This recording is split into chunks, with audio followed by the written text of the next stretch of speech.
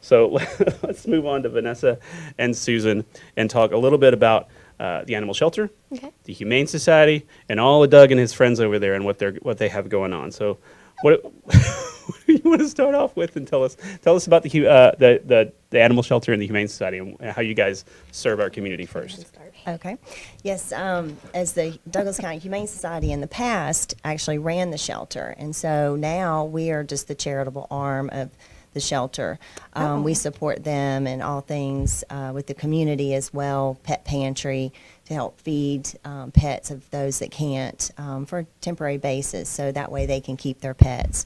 We try to spay and neuter as many in the community as possible of their pets, so that way they don't end up in the shelter. But we still get little puppies that come into Douglas County Animal Services, so we also want to support their work of spaying and neutering all the dogs and cats before they leave. So we're excited to be here today and kind of share, the growth that we've had throughout the years of the Humane Society and how, we're really making a difference with the shelter. Absolutely. And you guys got a new shelter, is that correct? So we've been there almost 3 years. 3 years? From the old location. And it's fantastic. What you see from the outside and even from the lobby it doesn't totally give you the whole picture of what we have there. We do have a surgical suite. Our surgical suite, we do all of our spays and neuters in-house now. Wow. So when somebody adopts an animal, as long as it's a certain age and medically sound, we will go ahead and spay or neuter it before it leaves the building. And that's just in an effort to go ahead and control the overpopulation of pets and unwanted pets that we have here. It also kind of gives us an idea of, since we have our lab work machines now, we just got those in, and we're getting our extra machines in as well. If we see something that's kind of questionable before we sedate an animal for anesthesia and for spay or neuter, we can kind of start looking at that. Because we do get animals that have been out in the field for months at a time. Yeah. We get dogs that they're eating raw bones and things like that. So we're able to diagnostically check them before we put them under anesthesia and say, hey, this dog might not make it under anesthesia, let's try to do something else. So it helps our numbers as well. Like Susan was saying, the Humane Society has been a really big charitable arm for us. We get a lot of donors that help. We get a lot of charitable grants that help with us. But if it weren't for the Humane Society, we wouldn't be able to do half the things that we do. One of the big things that we did this past year in 2019 is we became a no-kill status. So the no-kill status is huge for us because in the history of the Humane Society and Animal Services, it's never happened in Douglas County. To be a no-kill shelter is you're in the limelight. That is what every animal shelter, every animal services aims for. And what a no-kill status is we have a 90% live release rate. So 90% of our animals that leave our building, it's live release rate. So we don't euthanize for space. We don't euthanize for longevity of time in the shelter. We've had dogs there 6-7 months. Ideally, we don't want them there that long, but we don't euthanize for anything like that. If we ever do have to say goodbye to a pet, it's because of severe medical issues, something that's going to, compromise their quality of life. Yeah. All right. Doug, you seem to be really happy about that stat. Yes, yes. Awesome. And it's fantastic. The way we did that this year, this past year, is we have a great team. We have a fantastic resource coordinator who works with the public. We have PetSmart adoption events. We have social media. We're heavy on social media, Facebook, Twitter, Instagram. Our volunteers kind of push our network out there. We have a rescue coordinator who works solely with the rescues. So a lot of these dogs that may not be adoptable to the public because of medical health issues, sometimes behavioral, we can get them out to rescue. So instead of having to euthanize an animal, we have avenues, pathways to get them out. And then our adoption rates have tripled with the fact that we're using social media, we're getting out in the public, adoption events. So that's contributed to us being no-kill now. And it's fantastic. We're leaving, me and the director are leaving tomorrow actually to go to Austin for a Pets Alive conference. And that is solely focused on maintaining no-kill status. So it gives you tips and tricks of the trade to keep us where we're at. That's awesome. One of the things, too, we added the heartworm treatment assistance program, too, for a lot of the dogs that are going to come into the shelter haven't, had any heartworm prevention medicine. So they will find, that during testing that they have heartworms. And that's a big, financial cost for someone adopting that thinks, oh, my, what am I going to do? So we assist with the heartworm treatment cost straight to the vet. And that way, we know that when they're adopted, they are going to get treated and have a longer, healthier healthier life, and that also the adoptions, you know, they're not going to stay in the shelter longer, you know, waiting for just that hero adopter who's willing to take on, you know, providing that treatment for them. So They remove a we're lot of the excited. barriers. We had Yeah. 20, A lot of 24 adopted and treated last year, so Oh, wow. we're excited about that. That's awesome. Yeah. It is. Great. It's been really good. So you mentioned the new surgical suite. Is that something that you provide simply for the animals that come through, or is it open to the public? It's not or open to at the all? public, just because the legalities of running your own standalone Sure. practice and then getting vets on board. Right now, our vets, a lot of them donate their time and services to us. I mean, we work with all the vets in Douglas County, and it's fantastic. They write our shelter protocols. They do our surgeries. Dr. Griffin with Wild Things Mobile Vet, she's actually our spay and neuter vet. So she comes in twice a week, and we spay and neuter pretty much everything that we can get our hands on that's Yeah. medically sound. Yeah. Yeah. She's also done some emergency surgeries for us, and life-saving surgeries Yeah. as well. We deal with Douglas Oaks, Sweetwater Creek, K Animal Hospital. All of them have kind of contributed to helping Oh, us with our that's great. surgical suite. Yeah. But we've done amputations, you know, like I said, we've done exploratories, because it's, you know, a lot of people think that because they're unknown animals that they don't get the same care that they would in private practice. And to me, that's just not fair. You know, just because these guys don't have owners doesn't mean they don't get the same quality of care as a dog that's owned. You know, so we do our best. They get their vaccines, they get heartworm tested, rabies vaccines, spayed and neutered, pretty much anything that we can provide for them, we do. I Yeah. love that. And we've got their back on the community side with our program. We changed it so no one's turned away in Douglas County, if proof of need or without. We're going to Right. help if they'll do our program on our website, DouglasCountyHumaneSociety.com, and just go Absolutely. to the website, Yeah. and we will help anybody in Douglas County spay and neuter their pets. Then that way, like we said, Yeah, it'll help there the you go. pet overpopulation, Yeah. and Yeah. then she's also got the trap neuter return policy Right. for We do have community new, cats. Yeah, we have a lot of new programs. We were able to go ahead and pass an ordinance, so we have community cats, so they're protected. As long as they've been spayed, neutered, ear-tipped, and combo tested, we're able to release them back as long as there's a caretaker. So if Right. animal control gets a call about a stray cat that's hanging out on somebody's property, as long as it's been ear-tipped and we have a responsible owner, we don't have to bring it into the shelter. Yeah. So that reduces our numbers. That's good. Our TNR program is if you have a cat on the outside of your house, it's not really a domesticated cat, it's more of a feral, doesn't really want to be around you, but it serves a purpose on your property, we'll spay and neuter it, ear tip it, and release it back onto your property. We also have a barn cat program. So our barn cat program is geared towards cats working. A lot of people don't think that animals have jobs, but they do. So, you know, you always see those memes about, you know, the cat at the doorstep with a little mouse that's brought you a present. Yeah. That's our barn cats.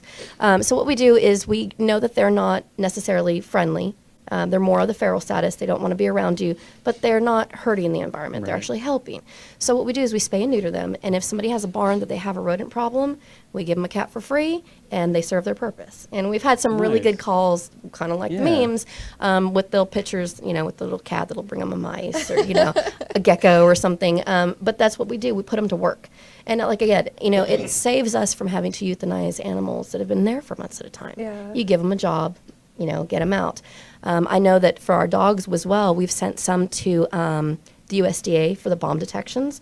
We were on the Very news cool. about a year ago for one of our dogs, Chipper, that graduated from that program, and he was a shelter dog. Tons of our rescues, they send them up north. They are hospice dogs, they're therapy dogs. They go to the children's hospitals. You know, every animal has a purpose. And so, I mean, we haven't figured the ones out for fish yet, but we do have, every animal does have a purpose. And so we try to field them where we think they'd work best. Yeah. You know, and it works. I mean, you have Border Patrol, you have the police departments. It helps. Yeah. It really does. So, you mentioned the fish. So I want to go back because you told us something beforehand that I didn't realize. So we're talking about how the animals come to you guys and some of the services that you provide. How do you end up with fish? Okay, so the shelter doesn't just have, you know, the Humane Society and the shelter side. We also work with animal control. We're housed in the same building, and we work side by side with the community. If we ever get calls of cruelty, welfares, a lot of times people will be evicted and they left animals there. Yeah, So legally, you know, animals are considered property, and the police department working with us as well in the sheriff's office, we don't leave any animal, anything that's considered alive, you know, fish, turtles, snakes, whatnot. Yeah. You don't leave them there because you don't want them to suffer. So we bring them into our facility. Okay. And if, of course, if there's, a death in the family or something, we can't reach a next of kin, we'll take ownership of them and try to adopt them out. Yeah. But, like we have a pig right now. My goodness. We get pigs a lot. Uh-oh. We get roosters, we get chickens, we get ducks. You name it, we get them in. So you just never know. So yeah, if anybody's looking for anything, Yes. Yeah. Check here first. Yes. You can double Just- check with us. We have adoptapet.com.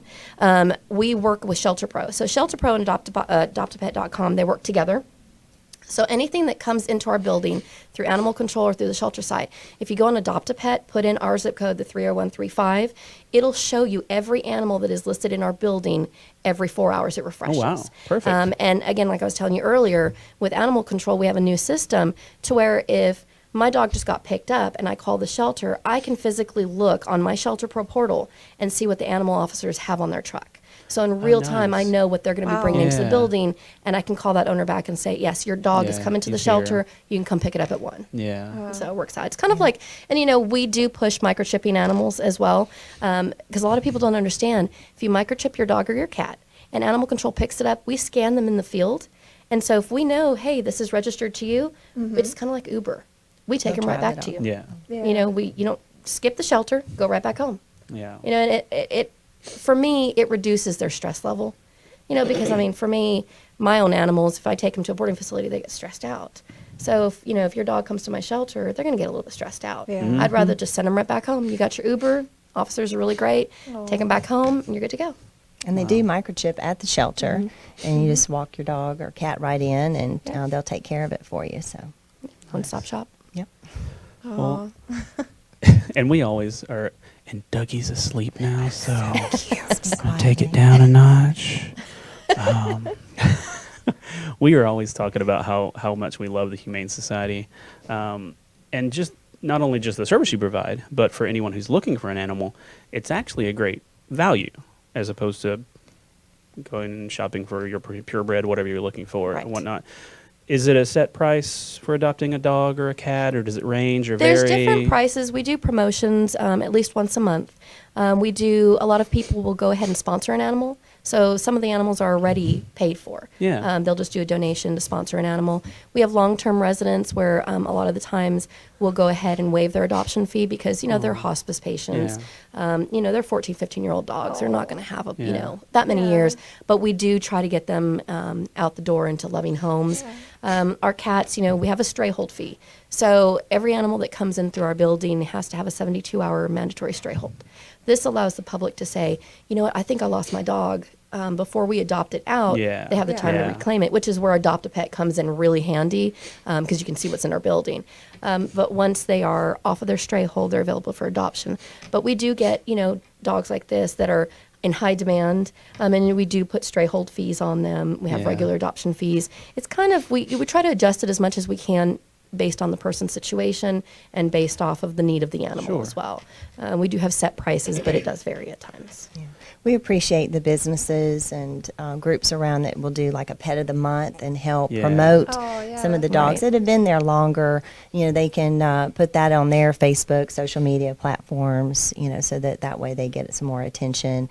And, they're checking people out as they, do their application and come in. So studies have shown, if it's for free, this doesn't mean it's going to a bad home in any Right. way. Yeah. Oh, no. That that person it just caught their attention, and then that got them excited about adopting, and that's all that we need. So And there to is a get these big dogs misconception adopted that when you and do cats. free adoptions, that we're just handing them out and not looking into it. Yeah. But what we do is people do have to fill out an adoption application with Oh, us. yeah. And what we do based off our system is we run background checks. So we can check if they've had any priors for unrestrained pets, for cruelties and things like that. So once they've been vetted by us, then we'll go ahead and release them. And then, of course, there are breed restrictions in some apartments and some places like that. So we verify with every avenue that we can prior to letting an animal out of the building. This way, our return rate is a lot less. Yeah. We try Yeah. to send you out the door with as much information and backing to do a good retention rate. I love them, but I don't want them Yeah. back. I want We them do to be forever. wanna be in appreciate good that they homes. do Right. allow a return Yeah. because that way, the animal doesn't get into a situation where somebody just, thought they could handle it and then, Right. Yeah. figured out, oh no, this isn't for me. Yeah. We'd rather the cat or dog come back, Right. and we'll try again, a different adoption. So. And when someone adopts a little puppy from the Humane Society, they've already been through. They should, depending on how long they've been with us. So this guy right here, he's too young for us to go ahead and neuter at this point because he's not fully developed. So he would leave with his first 3 basic vaccines, his deworming. He's had a topical flea treatment and pretty much all the loving you can give him. But our adult dogs, they will be heartworm tested. They will have their first deworming on them. They'll have their kennel cough, distemper parvo. If we spay and neuter them, they will go ahead and have the rabies vaccine, and they'll be altered as well. Yeah. So really all you're doing is doing a 72-hour follow-up with your vet to get them on heartworm prevention and a topical flea treatment every month, and that's it. So we've basically saved you about $300 doing everything. So that's the story we like to tell at our house. So we had 2 dogs forever. Bosley came from the Cobb County Humane Society. Back when my wife and I first got married, we got him about 18 years ago. We got him from the Humane Society. Hey, buddy. I think I'm guessing this was 18 years ago. I'm thinking it cost us maybe $150 or so to get Bosley from the Humane Society. Right. Our second dog, and he was at that point he was shots and all that good stuff you just talked about, chipped and altered and everything. Right. Exactly. Our second dog, Allie, was a dog had taken up at my wife's grandmother's house and had some puppies under the house. So Allie, hey buddy, Allie was free. Right. We say free because we then bring Allie home and take her to the vet. And now we're having to go through and do all the ones that you just mentioned. Right. The chip, the alter, the shots. Allie was hundreds of dollars. Right. So where Bosley was about 100, 150, she was upwards of 4. Right. 4 something. Right. She was, so it was nearly 3 times as much for our free dog as it was for our Humane Society dog. Yeah. And they both are awesome. And we just lost Bosley after about 18 years not long ago. So we're still heartbroken, too heartbroken to take Dougie home with us. We still got Allie. Yeah, we still got Allie. She's an elderly dog still now, but she's about 18 now still too. So we're taking care of Allie right now. Or else Dougie would have a home. If my wife watches the video version of this show, he may still have a home. So Lacey, you stick to the podcast version of today's show. So yeah, we tell that story a lot, and we always recommend people to go to Humane Society. Right. And because the other side of that is we see people who they want this type of dog or that type of dog. I want this breed or I want that breed. And in the end, we end up seeing, we have friends that have very purebred dogs, and they end up having health issues. Yeah. Because of different things. Bosley and Allie, they're mutts. They're straight mutts. Bosley was a pug Shih Tzu kind of mix. He was great. He was awesome. Allie, we're not quite sure about like Dougie here. Never had any major health issues. Right. Love a mutt. So that's just something we see a lot. So. And we get always tons of talk them great in. about Humane Society. We love them. We always get, Hey, buddy. like, the story with him, he has 6 other siblings. Oh. So 7 of them were found in the box on the side of the road. Oh. And they're probably a Heinz 57. We have 2 of them that we think are I love related to the mom, Yeah. but a little bit older. They came in at about 2.5 weeks old. Yeah. So they need to be about 8 weeks old before they get adopted. But, we get that. We get all these little Heinz 57 puppies. We get kittens under the decks. Some of them have moms, some of them don't. Right now, everything is either pregnant or in heat. We have some pitties right now. They're all pregnant. So we're waiting for babies. So we have lots of babies coming. Yeah. Lots of I babies think coming. it's good the shelter has the meet and greet room so that Right. people can come in and take some time, whether it's a cat or dog, and see how they work together and play together, and you can bring your own dog in and see that's if great. they Yeah. if they'll match Oh, up. yeah. The kennel techs are wonderful Oh. at managing that process, so everybody's fantastic. safe, and Yeah. And you it gives ensure. us an idea what she's saying. Right. It gives us a glimpse into what the household might be like, because it's neutral territory. Bring your kids. and the kids. Some dogs we don't bring a kid to the shelter and be like, let's dog test you and see if Right. you're good with So what we do is it gives us an idea. Being in a meet and greet room, supervised, are they going to be good with kids? Are they going to be good with your dog at home? Vice versa. Is their dog going to be good with our animals?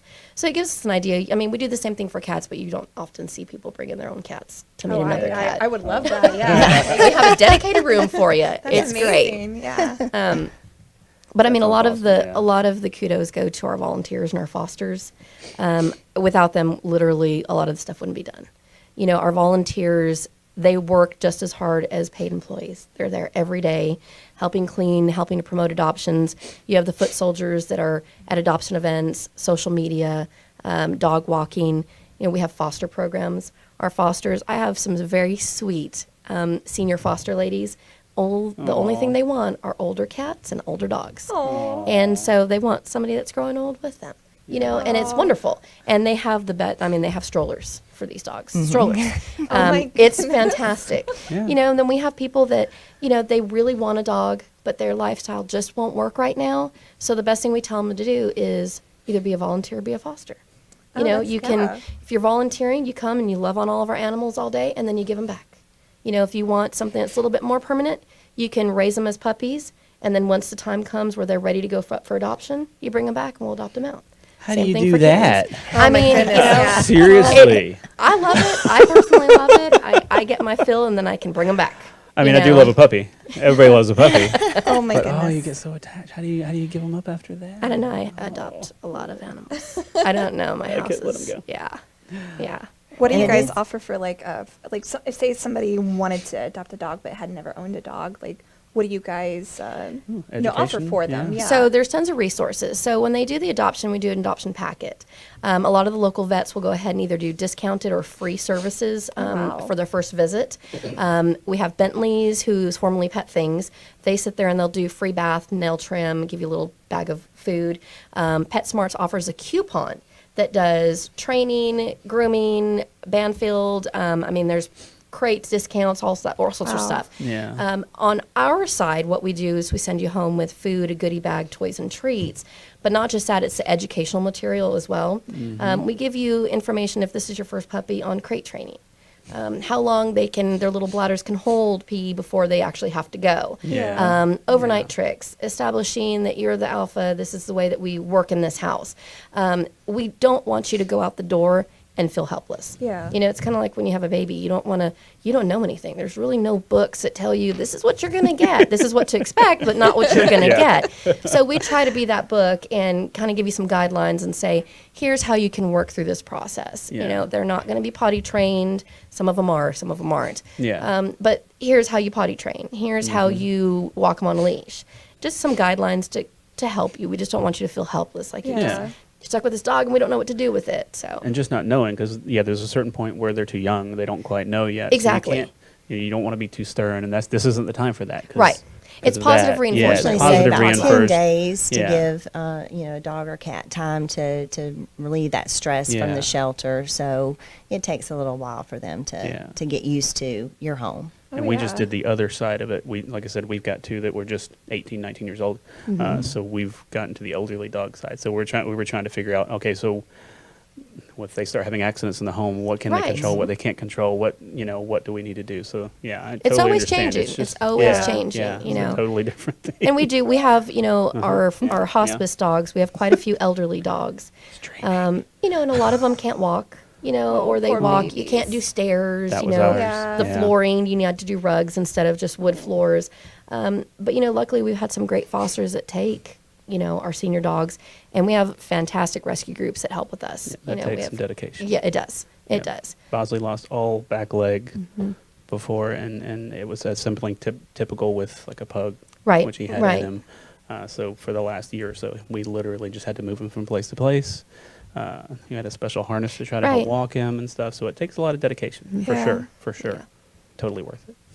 Totally worth it. You had brought up the WIN Foundation. They're also helping Yeah. us with the Yes. Awesome. X-ray machinery. Oh. So when you talk Yeah. about, is it a senior everywhere. issue or is it an actual problem, something that we can have the vets fix? Yeah. Right. So Yeah. That it's they'll the- have an X-ray machine in-house because of the Right. WIN Wow. Foundation. Yeah. It's That's the incredible. Win. Yes, It's the we Win 3 appreciate- Charitable Trust. Yes. And they came in and met with us and saw the need that we had for an X-ray suite. We can do a lot of our diagnostics at the shelter, but without running X-rays, I can't tell if you have a broken hip or if you're just favoring that leg because Yeah. it's sore. This gives us the resources to go ahead and do that. So they came in and they've donated to us, so we're getting our X-ray suite built in probably in about a month or so. So that, it kind of works threefold. It helps the community because we're cutting down the time that an animal control officer has to sit at a vet office. Whereas, Yeah. you know, we Can be respect our out vets. in the community. Right. We respect our vets enough to, we're not going to bump their clients. So we do sit there. Sure. We're kind of the last one. But then it takes, you know, 2 hours to go ahead and get an animal seen. So instead of providing those resources for the officers to sit out there, they can actually be on the field transporting animals, doing what they're supposed to do versus sitting in an office. At the same time, it helps me and our vets here to go ahead and say, we don't have to send it out and wait for x-rays. We can do it here.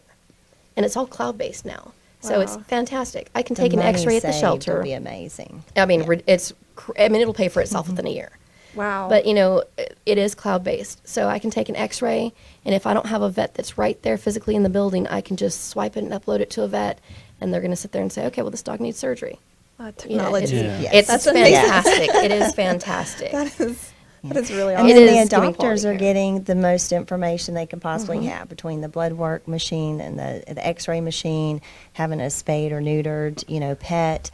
They'll have everything, you know, information they need to make that adoption and know they're getting the right dog or cat. And a lot of the vets they're really on board with this, because when they get an animal that's been adopted from us, where we've done all the vetting, anything like that, you know, it's an easy exam for them. Yeah. You know, we provide all the Yeah. records, so they're like, you got the dog from the shelter. They know what we're doing at the shelter. It's already done. That's great. Rescue know. groups too, because you'll see a lot on the social platforms, media platforms, that they need to know how much to get donations if they want to rescue an older senior, someone who's in medical need. That, you know, how much do we need to cover, and the information now that she'll be able to provide helps them make good decisions too on who they can rescue and how much Right. they need to be able to treat them further. So Nice. very good. So you mentioned More earlier adoptions. volunteers. So obviously, is that the best way for people to get involved and help out? Yes. What all you guys are doing? Yes. Is come and volunteer Volunteers and just spreading the are, word. Yes, volunteers are literally our foot soldiers. Yeah. They are, you know, we would not be able to do a lot of the stuff that we do without them. Yeah. On our surgery days, like today after this, we have surgeries. Okay, we need volunteers to help. We have volunteers that help with recovery, volunteers that are helping to clean instruments. During the week, we have volunteers that offer their services to help adoption events, adoption counseling, meet and greets. A lot of our volunteers, we have a dog walking program on Wednesdays after hours. We have 10, 15 volunteers that go in there. Everybody pulls a dog, they take them to the park, bring them back. Aw. There we And go. it's getting them the enrichment that they need, so they don't feel like these dogs are just sitting there in a kennel not being, Yeah. you know, played with. They come in there, they give baths, they take pictures. We have 2 volunteers in particular that come in there and take pictures of all of our animals. Beautiful profiles.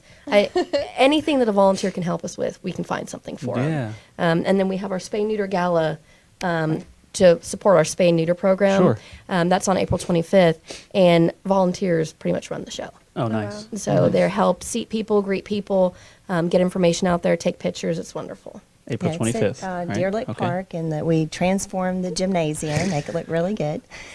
We have the Carrabba's is helping us with the food, and DJ. So we try to minimize costs where the majority of that money, if you buy tickets or sponsor or even provide items for a silent auction, it's going to all go toward those spay-neuter surgeries between the community and at the shelter. So And I we're assume, excited are there about that. puppies at the event? We might usually have to bring puppies. Yeah, usually we You should try bring to puppies yeah. everywhere you go. Smart. Very smart. Yes. They kind of Oh. adopt themselves out. You know, I mean, he's winning it I right mean, now. Aw. yeah, that's. And that's the thing. So the puppies, maybe, and I'm assuming the puppies are the easy adoptions, but you have Sometimes, maybe some older ones. sometimes, a that the lot way of it the works? older ones will tug at your heartstrings. Oh yeah. And Okay. so, and you know, the police department sponsors some of our dogs. Yeah. So they'll do Yeah. like a pet of the month, and they usually pick one of the animals that is less adoptable based off of age or Okay, length of time in the good. shelter, and that kind of picks it up. Excellent. Puppies will go really quickly, but not everybody wants a puppy. You know, some of them want an older dog that's Oh, not. okay. Yeah, yeah, You don't sure. have to worry about Yeah. house Yeah. training. Yeah. You know, that kind Yeah. of stuff. So I know, but look at his face. This is the best Well, and view that's ever. another way, is in volunteering, if you can't make it to the shelter, is to follow the Douglas County Animal Shelter Yeah. social media, the Douglas County Humane Society social media, and share the post and Share the tell your pictures friends. out, I think Right. a lot of those times out. we Yeah. hear, I didn't know the shelter was over there at 2171 Mac Road. Did you say 2171 Mac Road? 2171 Mac 2171 Road, Deer Mac Lick right Road. next to Okay, Deer Deer Lick Lick Park. Okay, yeah. 2171 Mac Road. And so you need to tell your friends. You need to let them know that, if they start talking about, I think I want a dog or a cat. Well, why don't you check out the shelter first? Absolutely. So that is, Yeah. it's the support of the community, getting the information out to people, because not everybody's on Facebook or Instagram, Twitter. So we need everybody reaching people as much as we can. Nice. Awesome. So awesome. So we're just going to hang out the rest of the day here with Yeah, Dougie. no, Okay, the puppy. I'm fine with that. All right, so one more time, let's reiterate. So if people are interested in adopting an awesome little animal, what is the best way? So a few ways. They can come to the shelter. We are closed on Mondays. On Tuesdays, Wednesdays, Thursdays, Fridays, it's 1 o'clock to 5:30. Weekends, it's 1 o'clock to 5 o'clock. They can come in, look at all the animals, meet with them, see if anybody matches up with them. Take them home when they're ready, spayed or neutered. They can go on adoptapet.com. Adoptapet.com, you put in 30135, the zip code, and it'll Perfect. list every animal that we have in our facility that's That's available awesome. for adoption. That's really cool. All right, and if somebody wants to volunteer and just come out and, I want to volunteer to play with some puppies. So they can go ahead and email us. Our email is animalshelter@co.douglas.ga.us. Yep. Ask for a volunteer application, or they can physically come in and fill out a volunteer application. Once it gets processed and vetted, we'll call you, set up an orientation, and get you started. Or Awesome. DouglasCountyHumaneSociety.com. We've got the volunteer for their shelter application on there as well. So a lot of times, we'll have some events throughout the year, but we always push people toward the shelter application because they do need to be over 18 years old. They'll do Yeah. the background check because it's part of the county. So we want people to be able to go in and out of that shelter and help with the dogs and cats, not just, outside events. So Yeah.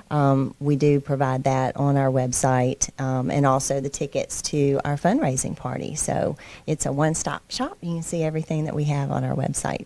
And of course, if there's any businesses that are ever interested in taking a tour, we will give you the VIP tour. So what you see in the front is not everything. See Come that in, we'll give spay you the full surgery tour. suite, yep. You get the VIP tour. We're open and willing to go ahead and do Check that. that out, Yeah. huh? Yeah. Yeah. Yeah, it goes for school Throw it groups, right on the list. everybody. Oh, wow. Yeah, we do a lot of Excellent. special needs school groups tours. Businesses, vet hospitals, you name it. If you want to come down, just let us know.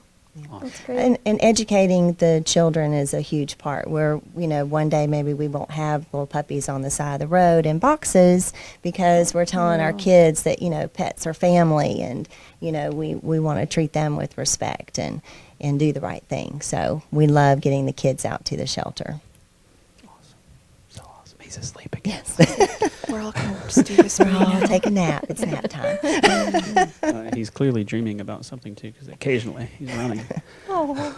So, all right. Well, is there anything else that you'd like to tell everyone about the wondrous things that you guys are doing over there to help our community? A big thank you do. to Douglas Yes. County. We A big thank you appreciate to the everyone. vets, the volunteers, and the public for their support. This is a big year for us. Yeah. Yeah. So wanna Douglasville and keep Douglas it County, no-kill absolutely. status, We want to so- keep that no-kill status. Yes. That's Yes. awesome. Yes. That's awesome, right, buddy? Worked very hard. Incredible. Very, very hard. Yay. Very cool. And we have a good staff. And that before I even, Yes. yeah, our Wonderful staff. staff. We have an incredible staff between the animal control officers and the shelter staff. Yeah. They are the manpower behind everything. So I don't want them to be forgotten. They're good guys. Absolutely. Very cool. Very, very cool. All right. Well, with Dougie asleep and dreaming away, we will wrap up our show and say thank you Thank for you for joining having us us. today. Thank you. Thank you. Telling us all about what you guys are doing. Thanks, Haley, for joining us at the table. Thanks, Dougie. It was a hard decision, but So, and thank you all for tuning in and listening. And please definitely go check out the video version of our show to see Dougie's cute face at mycitytv.com. That's our YouTube channel where you can watch the video version of this episode, which is going to be very important to see Dougie's smiling face. So, all right. Well, thank you guys for watching and listening and for joining us today. Thank We'll see you you. next time on Douglasville Impact.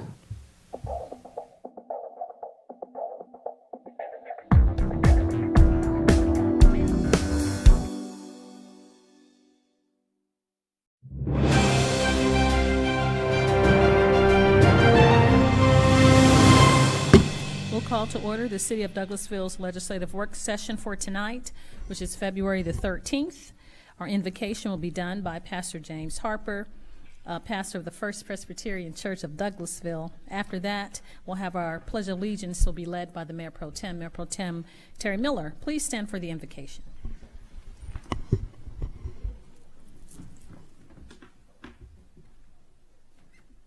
Let's pray. All right, God, we are grateful to be gathered here tonight, to be at the work of the city, God. We're grateful for the leaders who have stepped forward to become elected and to serve in this way, God. I pray that they would know your joy and their desire to work hard and to do the best for this community. I pray that you'd give them wisdom this night. I pray that you'd give them courage of their convictions, and I pray you continue to use them to bring about the great work that's happening in our city and in this area. God, you've done a good thing through them. They're good people who serve well, and we're just grateful for that. And we ask that you would just stir us all the citizens of this city and this county, to be supportive, to be faithful, and to be committed to making this place the best possible city and county to live in this state, God. We know that there's many good things here. Help us be grateful for all that we've received. And we pray these things in Christ's name. Amen. Amen. Allegiance to the flag of the United States of America and to the republic for which it stands, one nation, under God, indivisible, with liberty and justice for all. Thank you so much, Mayor Pro Tem, for leading us in the pledge, and Pastor Harper, we appreciate those prayers, and thank you so much for your time today and always coming, being willing to bless us. We have announcements and presentations. I have a presentation of a proclamation for Friday, February the 21st as Arbor Day in the city of Douglasville. And I'm not certain if there's someone here from KDB. There you go. It's Ms. Chan Weeks, our Executive Director of Keep Douglasville Beautiful. I will read the proclamation, and then if you don't mind coming forward to receive it, we'll have a picture, and you can give comments if you like, Ms. Chan. Office of the Mayor, proclamation. Whereas in 1872, J. Sterling Morton proposed to the Nebraska Board of Agriculture that a special day be set aside for planting of trees, and the holiday be called Arbor Day. It was first observed with the planting of more than 1 million trees in Nebraska. And whereas Arbor Day is now observed throughout the nation and the world, and trees can reduce the erosion of our precious topsoil by wind and water, lower our heating and cooling cost, moderate the temperature, clean the air, produce oxygen, and provide a habitat for wildlife. And whereas trees are a renewable resource, giving us paper, wood for our homes, fuel for our fires, and countless other wood products. And whereas trees in our city increase property values, enhance the economy, vitality of businesses, and beautify our community. And whereas trees, wherever they are planted, are a source of joy and a spiritual renewal. And now, therefore, I, Rochelle Robinson, Mayor of the City of Douglasville, do hereby proclaim February 21st, 2020 as Arbor Day in the City of Douglasville. And I encourage all students and citizens to celebrate Arbor Day and to support efforts to protect our trees and woodlands. And I further encourage all citizens to plant and care for trees to gladden the hearts and promote the well-being of this and future generations. So proclaimed this 13th day of February 2020. Ms. Chan Weeks, our Executive Director of Keep Douglasville Beautiful, you'd like to have words. I would like to say that I appreciate you all taking on the task for Douglas County High School, and as we replanted trees on Dr. King's holiday, there were many citizens out there. Judge Wynn and his family, I think, matched a grant, and so we were able to uproot the trees that were there, that were dying, and replanted new trees. It was a brisk day, but there were probably about 30 or 80 or something. They were telling me so many people were coming in and out that day. So thank you for spearheading that and all the other efforts that we have in the city for Keep Douglasville Beautiful. Now you can talk about Arbor Day. Right. Yes, well, ma'am. on behalf of the City of Douglasville Tree Board and Keep Douglasville Beautiful, I want to thank the Mayor and Council for the value that they place on trees. here in Douglasville. I appreciate that. And we did plant 63 trees at Douglas County High School, and we will be having a dedication for that tree planting, as well as a garden that we're putting in over at Douglas County High School on Friday, February 21st at 11 a.m. So the public is welcome to join us for that event, and we look forward to seeing you all there. All right, thank you so much. Let's give Ms. Chan Weeks a hand for all that she does and keep Douglasville beautiful. And we will come around and take a picture with you.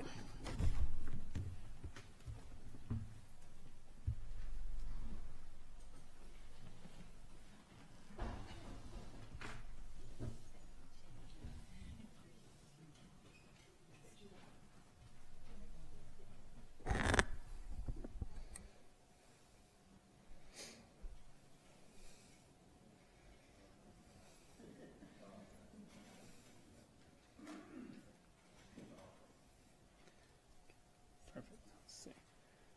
All right. Perfect. All right. Big smiles, everyone. Perfect. Thank you.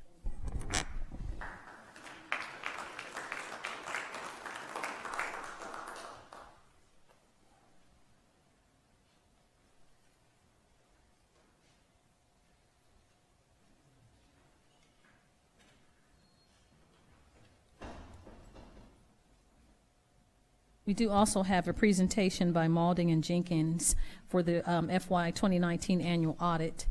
And I think our representative, and he will come and give us a presentation. Our finance director is Karen Callan, and she's overseeing the process. So thank you so much. Please give your name and address for the record, and then you can present your presentation. Sure. Yes, sir. Well, good evening, Mayor and Council. My name is James Bentz. I'm the Audit Engagement Partner for Mauldin and Jenkins. Our address is 200 Galleria Parkway in Atlanta. And I'm here to present the results of the June 30, 2019 audit. With that, I've got the presentation in front of you all, and then on the slides, I'm going to not read every page, but go through kind of the highlights. If at any point in time you have any questions, please feel free to jump in, and I'll hopefully be able to answer those. So starting with page 2 and page 3, just to give a little information on the background of the firm. We come present to you all each year, and just to keep everyone aware, governments are something that our firm specializes in. We are a regional firm, and we have 11 partners who spend 100% of their time serving local governments. We serve about 450 local governments throughout the Southeast, and again, it's something that we do year-round, focusing solely on serving the local governments, cities, counties, municipalities, and school districts. I was the engagement partner. I've been with Mauldin Jenkins for 17 years, and each one of our audits has a quality control partner involved. Doug Moses was that partner for your audit. He's been with the firm for over 20 years, and he as well spends 100% of his time working with local governments. As part of the audit process, we review your financial statements. Management prepares the financial statements. We audit those in accordance with generally accepted auditing standards as well as government auditing standards, which means that we test enough of your transactions to issue an opinion as to whether or not they're materially correct as presented. It does not mean that we test 100% of your transactions. So it's not 100% assurance, but it does give an opinion as to whether or not management's financial statements are correct. Through that audit process, we issued an unmodified opinion, which is a clean opinion, the thumbs up saying that the financial statements prepared by management are correct and material as presented in accordance with generally accepted accounting principles. One thing I'll take a moment here to kind of commend the city for, you all prepare what's called a comprehensive annual financial report. The state of Georgia requires just a basic set of financial statements, so the document you prepare is about 3 times the size of the minimum requirement to meet the state's requirements. It includes an introductory section, which has 2 different documents providing readers of the financial statement additional information on the city. And it also includes the statistical section, which provides 10 years of trend data for the operations of the city, the revenue trends of the city, debt, as well as other demographic and operating information about the city. So it's a lot of information and a lot of time to prepare that document. In the state of Georgia, there's about 170 governments as a total that prepare this type of document. So you're in the minority on that, obviously with 150 counties and 500-something municipalities. To say 175 of them do that, and yourself included, is a big thing to kind of commend yourself on. So anytime we have that opportunity with a local government who does take the time to prepare that document, I want to commend you all as well as your management on that. Through the audit, we issued the audit report on December 16, 2019, and that was submitted to the State Department of Audits by the 6-month deadline, as well as it's been submitted to GFOA for review and application of the Award for Excellence in Financial Reporting. We don't have those results yet. They typically take a couple of months once it's been submitted to get that back, but we did receive the award in 2018, and we expect to receive it again in 2019. We did not have any material weaknesses as part of this year's audit, material weaknesses in internal control. So it's always a good thing for us to be able to stand up and say that for a finance department. They've been able to prepare the financial statements without our control in preparing that. So I do commend the city on that. We received full cooperation from your management team. As part of an audit, we come in, we usually do an interim visit, and then we do an on-site final visit. We provide a list of things we need. Management prepares that. We come in and we audit and we ask more questions. So it's not always a painless process, but we do appreciate their cooperation in getting us the information so that we can conduct the audit and come to our conclusions. Starting on page 9, one of the things that we always try to do is look at your general fund. When you try to compare government to government, governments will always have a general fund. What's within the fund is a little bit different. And so what we've got here is your general fund for the year June 30, 2019. It's got your revenues broken down in kind of your major buckets, and you'll see kind of very normal for a municipality. Your predominant sources of revenue are your property taxes and your local sales tax. Page 10 jumps into the expenditure side of your general fund. And again, kind of in line with what you see with other local governments, other municipalities, the predominant source of how you're spending those dollars is in your public safety area. So where you're providing the public safety for your residents and then the operations of the city in the general government functions. So very normal and typical for a government. On page 11 and page 12, we've got some 5-year trends here, just trying to show, again, very high level how the general fund perform. And you can see the green bar being the bar on the left is your revenues, and the red bars are the bar on the right. That's your expenditures. So you can see for the past 5 years, the city's had a good trend of operating the general fund with revenues exceeding expenditures, be it through budgeted plans for the general fund to come out that way, as well as just operating efficiencies. And so here's the kind of the numbers to those charts. You can see where the actual surplus, the dollars going to the bottom of the bottom line for the general fund have been for the past 5 years. On page 13, one of the things we always try to look at when you look at a general fund and an outsider's trying to evaluate how does your general fund look compared to someone else is they'll look at your fund balance as it compares to the annual expenditures for the fund. And so GFOA usually recommends 2 to 3 months of reserves in your general fund compared to what your annual operations are. And you can see for June 30, 2019, we've got $17 million in total, and there's about $14 million of that which is considered unassigned and available going forward, and your $28 million annual expenditure. So you're sitting at around 50 to 55%, which when you compare that to the 2 to 3 month requirement, you guys are sitting at about 6 months. So your general fund looks pretty good. On page 14, as I mentioned earlier, we did not have any material weaknesses in the internal controls for the city's audit, but we did have one item that we've talked to management on. It's just kind of a recommendation, a byproduct of the audit that we always, when we have the opportunity or we see a situation where there could be improvements, we'll make those recommendations. It's been provided to you all, but again, we've met with management about this and we've talked about the management point here. And then page 15 just has some information related to new and upcoming accounting standards, which potentially may or may not be applicable to the city. We try to work with management throughout the year to make sure that they're aware of new standards as they're coming out, but we also want to make sure that governance is aware of what's there, because the decisions you all make can take something that's currently not applicable and it would become applicable based on decisions. So we always want to make sure you all are aware of the standards, but again, we work with management throughout the year to kind of keep both parties abreast of what's going on in the city and what would be applicable at any point in time. So the standards are there, but if you all have any questions, I'd be happy to answer those. Thank you so much. We have any questions from the council? I know we did have a brief in our committee meeting, so do we have any questions or concerns, Mr. Finance Chair? Thank you, Madam Mayor. I would just like to take a moment to thank Mr. Bentz for coming out and sharing the information with us. Great job on that end, but I would also like to commend our staff, Ms. Callan and Mr. Sean Bird from the Finance Department with the job that they're doing. Year in, year out, it seems as though as I've been on the council, they seem to do a superb job, get good reports, and I just want to thank them for continuing in that way. That's all that I had, Madam Mayor. Thank you. Thank you so much, Mr. Finance Chair. We appreciate those kind sentiments, and I'm sure the council and myself, we echo those sentiments. Thank you for the report. We really appreciate it. And it's exciting for the citizens. I know that we're handling their money well, their tax dollars, and we have 6 months in reserve that's been stored up for all these projects that we're starting to execute this year. So thank you so much. Thank you, Ms. Callan, as well. Thank you all. Yes, sir. So I will go over the protocol for our legislative work session, and then we will follow the agenda that was printed outside. And after I do the announcements, I've done the presentations, we'll go to item number 5. So I'd like to welcome you again to the City of Douglasville's legislative work session. This work session where agenda items are presented for discussion and no official action will be taken. Action will be taken on these items next week on Monday. I ask that you would please keep your comments and presentations on a professional level, dealing with the facts that are important for this governing body to make our decisions. We'll ask that you would not refrain from any personal attacks on any individual or group of individuals. If you deviate from this requirement after the warning, we'll ask that you would leave the premises for the evening. Only one person speaking at a time. Please do not applaud or react to speakers. Speak from the audience, cheer, carry on conversations, or be disruptive. We would really appreciate that.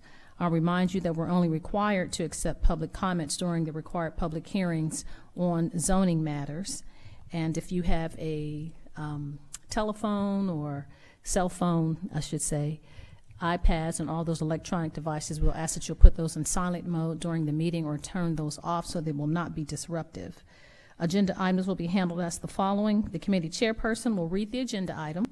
Then that person representing the agenda item or applicant will make his or her presentation. Myself and council members will possibly ask questions.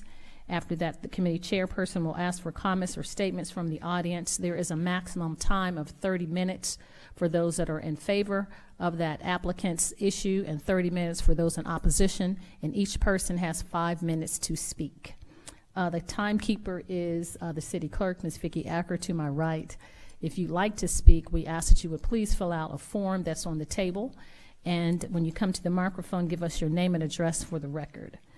Each person has one opportunity to speak. This is not a question and answer or debate format. We are just here to receive information. The committee chairperson will give everyone an opportunity to speak. If there is an item that is not on the agenda and you'd like to talk with us, there is ample time after the meeting under comments from citizens and delegates, and you are certainly welcome to come up after and after the agenda has been already gone through and give us any comments that you'll have that are germane to city business. So having said all of that, we'll move on with the agenda as presented and printed outside and on the screen. So we'll move on with item 4. Item 5 now is Economic Development Committee. That's chaired by Councilmember Mayor Pro Tem Terry Miller. Thank you, Madam Mayor. We have one item this evening under the Economic Development Committee, and that is to reappoint Mr. Phil Sisk to the City of Douglasville Urban Redevelopment Agency for a term expiring January 3rd, 2022. Mm-hmm. Good afternoon, Mayor and Council. Chelsea Jackson, 6695 Church Street. As you all know, for the Urban Redevelopment Agency, it has individuals from several boards on the city, from the city. We met with the Development Authority today. Mr. Sisk would like to be reappointed. The board also recommended him to be reappointed as well as recently Mr. Sisk was nominated as Vice Chair for the Urban Redevelopment Agency. Thank you, Ms. Jackson. There are no other candidates for the position, correct? No, sir. Okay. Is this something that we were allowed to put on to the consent agenda? Okay. Now, unless there's any opposition to reappointing Mr. Sisk, I would like to place his name on the consent agenda for reappointment to the Douglasville Urban Redevelopment Agency. Okay. Thank you, Madam Mayor. We have no other items under the Urban Development Committee tonight. Thank you so much, Mr. Mayor Pro Tem.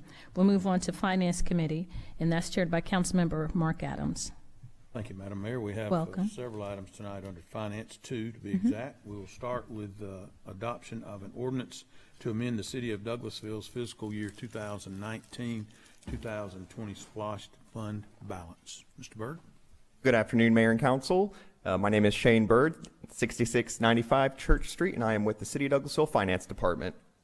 So tonight I actually have a handful of amendments to various SPLOST projects within the SPLOST fund that we have. I would like to start off by explaining the revenue aspect of that amendment. We essentially have an additional $342,890.78 in revenues from interest earnings that we have received through January 30th, 2020. And the way that these revenues are then split up is we have various categories across the SPLOST program, which includes public safety, that will get 20% of that, facilities, which will receive 15% of that, transportation, which will receive 45% of that, and then parks and recreation, which will receive 20% of that.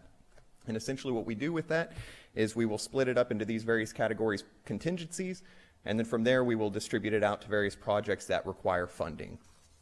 So to begin, we have 17 projects that are going to be amended. And I'm going to run through these projects as well as the amendments that we're going to be making. And if you have any questions, do feel free to stop me and ask anything that you'd like. I'd be more than happy to field any questions. So to begin, we have radio replacements, which we are amending by $3,322.35. Next, we have City Hall renovations, which we are amending by $1,250.45. Next, we have Jackson Paving, which is SPLOST Resurfacing List 1, which we are disencumbering that contract, and it is reducing that by $407,127. Number 4 next is going to be the I-20 at Fairburn Road Interchange Landscaping. We're essentially adding $204,995.92 to that project budget. Number 5, we are amending the Northside Trail System project budget by a reduction of $83,250. Next, we have the Douglas Boulevard resurfacing, which we are reducing by $104,502.19. Next is our 2018 LMIG SPLOST match, or the Local Maintenance Improvement Grant, which is a 30% match obligation by the SPLOST fund, which we are reducing by the $234,125.53, and that is for the 2018 LMIG SPLOST match. And again, it is a 30% match obligation that we have met. Next is the Lighting and Banners Phase 2 SPLOST match, which we are reducing by $237,019.65, and we have completed that project. Next is our 2019 LMIG SPLOST match, which we are encumbering $163,255.44. Number 10 next is going to be the Ellis Street widening, which we are amending by $130,069.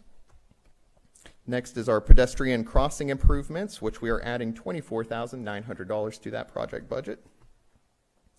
Number 12 and next is going to be the Warren Drive speed humps, which we are adding $25,837.86 to that project budget. Next is a downtown traffic and roadway assessment, which we are adding $33,000 to that project budget. Next, number 14 is Jesse Davis Park renovations, which we are reducing that project budget by $524,796, which will leave $250,000 in that project's budget. Next, the number 15 is the Mill Village Park project, which we are amending to add $131,679.78 to that project's budget. Number 16, the renovation of the Club Drive facility, where our current public services maintenance is housed. We are going to do a minor remodel and construction on that, which we are adding $500,000 to that project's budget. And lastly, we have the Hunter Park walking trail, which we are amending that project by $212,000, $212,395.15. Now, do you all have any questions for me? I'd be more than happy to answer them. Council, Madam Mayor, we have spoke of this and have received this information in our committee's meeting earlier today. I would open the floor for any other questions or comments of council or Madam Mayor. Yes, go ahead. Thank you so much, Mr. Chairman. Not a question, just a comment on items 7 and 9, are those LMIG SPLOS matching streets for resurfacing that the streets have been, we hired AECOM to do an evaluation of all the streets in the city of Douglasville, and they have a numerical rating based on the deterioration of the streets or the quality, and so these streets have already been voted on, and they're implementing to have those continue to be resurfaced. So just clarity, because I know people ask me all the time, resurfacing is something that we can all see, and that is, we're really excited about that, but the streets have already been rated, and so we can certainly call in if something is going on with the street, but we have had an evaluation in which we're trying to go out in a methodical way that's fair to get all the streets all across the city. Thank you. Others? Would there be any public comment or question concerning this? I know this is a rather extensive list, and as you can see, there are 17 different projects under the SPLOST that we have been working on. You can see there's a lot that's been going on that does in fact take and apply those SPLOST funds in a lot of different ways within our community. I want all of us to realize the importance of that. Any other comments or questions? If not, we will take this up on Monday for a vote. I'll go on to item B then. Adopt an ordinance to amend the City of Douglasville's fiscal year 2019-2020 general fund budget. Ms. Callan? Yes, Karen Callan, Finance Director, 6695 Church Street. This is the second quarter budget amendment for general fund for fiscal year 20. This increases our total general fund budget by $385,775. I'll briefly run through these items as we discussed these during our 5 o'clock committee meeting. We have a legislative net increase in the legislative department of $3,000, and this adjustment is to restore the mayor's travel budget line item from the prior year. This was a clerical error during the budget 20 process. Information systems, a net decrease of $40,000. Less contracted services were utilized than budgeted. Buildings and grounds, increase of $316,775. This is due to vehicle repairs, construction costs for the employee health care clinic, tipping fees and cleanup of the old mill site, and improvements to the current office space that will be transitioned to a lactation room. Community development, a net increase of $45,000. This is for setting up the legal fees for setting up the city's tax allocation district. Community relations, adjustments for various line items in their operating budget that nets to zero. Planning department, increase of $74,000 in other professional services due to the comprehensive transportation plan study. Engineering, increase of $12,000. This is due to the topographical survey for the old mill site. Human resources, a $35,000 adjustment for unemployment claims due to the Department of Labor. These costs were not anticipated during the budget programming process. Police department, various line items in their operation budget, the net effect is zero. And in our garage fleet department, a net decrease of $60,000. This $50,000 will be allocated to complete the Cedar Mountain building. Questions, comments? Again, rather extensive amendment. We have discussed this at our 5 o'clock meeting today. Were there any additional comments or questions from council or mayor? What about public comment or question? Seeing none, then I would not ask that this be put on the consent agenda. I would like for there to be the opportunity of other input should that be needed on Monday before we vote on it. So we'll bring it back on Monday for a vote. Thank you, Ms. Callan. Madam Mayor, that's all that we have tonight under finance. Thank you. You're welcome. Thank you, Mr. Finance Chair. We'll move on to item 7, which is Housing and Community Affairs Committee. That's chaired by Councilmember Dr. LaShawn Danley. Thank you, Madam Mayor. We have no items under Housing and Community Affairs. Thank you so much, You're welcome. Councilwoman. We'll move on to Legislative and Intergovernmental Committee. That's chaired by Councilmember Samuel Davis. Yes, ma'am. I have one, item A. Adopt an ordinance to amend subsection 250B of the administration ordinance to add as pre-approved travel events for the mayor all meetings of the African American Mayors Association. Someone had. Our mic is not. We will have further discussion on this at 5 o'clock on Monday. Okay. Madam Mayor, I'd like to put this back on the agenda for Monday for further discussion. Okay. That's all I have. Thank you. Thank you so much, Councilman Davis. We'll move on then to item number 9, which is Personnel and Organization Committee. That's chaired by Councilmember Chris Watts. Thank you, Madam Mayor. We have no business tonight in Personnel and Organization. Thank you so much, sir. Planning and Development Committee. That's chaired by Councilmember Mark Adams. Thank you, Madam Mayor. We have a Welcome. short night tonight in Planning and Development, only 4 items. You think I'm kidding? This is a relatively short night. We'll start with item A, refer to the Planning Commission a proposal to rezone city-owned property at 6740 West Spring Street of .51 acres in Land Lot 16, District 1, Section 5D, Parcel 89, from public, semi-public district to general commercial district, with principal and accessory uses limited to school, kindergarten, elementary, and secondary. Councilman Adams, Yes. This item refers to the building that is currently occupied by Airway Christian School. We'll have further discussion of this item on Monday and why we need to have this referral and what we're attempting to do to be able to allow them to continue to utilize that building. Okay. So we'll bring this up again on Monday night. Question, comment? We haven't really discussed it. We'll move on. Item B, hold a public hearing and consider a request for a change in zoning from R2 Family Residential Detached to Planned Residential Development for 7.6 acres on Van Zant Mill Road, Land Lot 224, District 2, Section 5, Parcels 5, 6, 7, 8, 9, 10, and 11. Application by Torian Priestley with the Benoit Group, LLC. Ms. Williams? Good evening, Patrice Williams, Community Development Director, 6701 Church Street. The item before you was heard by the Planning Commission on February 4th. The applicant is proposing an affordable senior living apartment development that consists of 165 apartments for people ages 62 and up. The 1 and 2 bedroom apartments will be 750 and 1,050 square feet in size, respectively. The future land use designation for the parcels located within the city of Douglasville is medium density residential. The city's UDO states that the intent of the PRD zoning designation is to protect and promote a suitable environment for family life and to encourage flexibility in meeting the needs of families by providing high-density apartment dwellings with a minimum development site of 2 acres. The site plan shows 165 units on over 7.269 acres, introducing increased density in the area. The site, currently undeveloped and owned by Golden Memorial United Baptist Church, is 7 acres. The subject property is located along Van Zant Mill Road. The proposed use is consistent with the comprehensive plan future land use designation for medium density residential.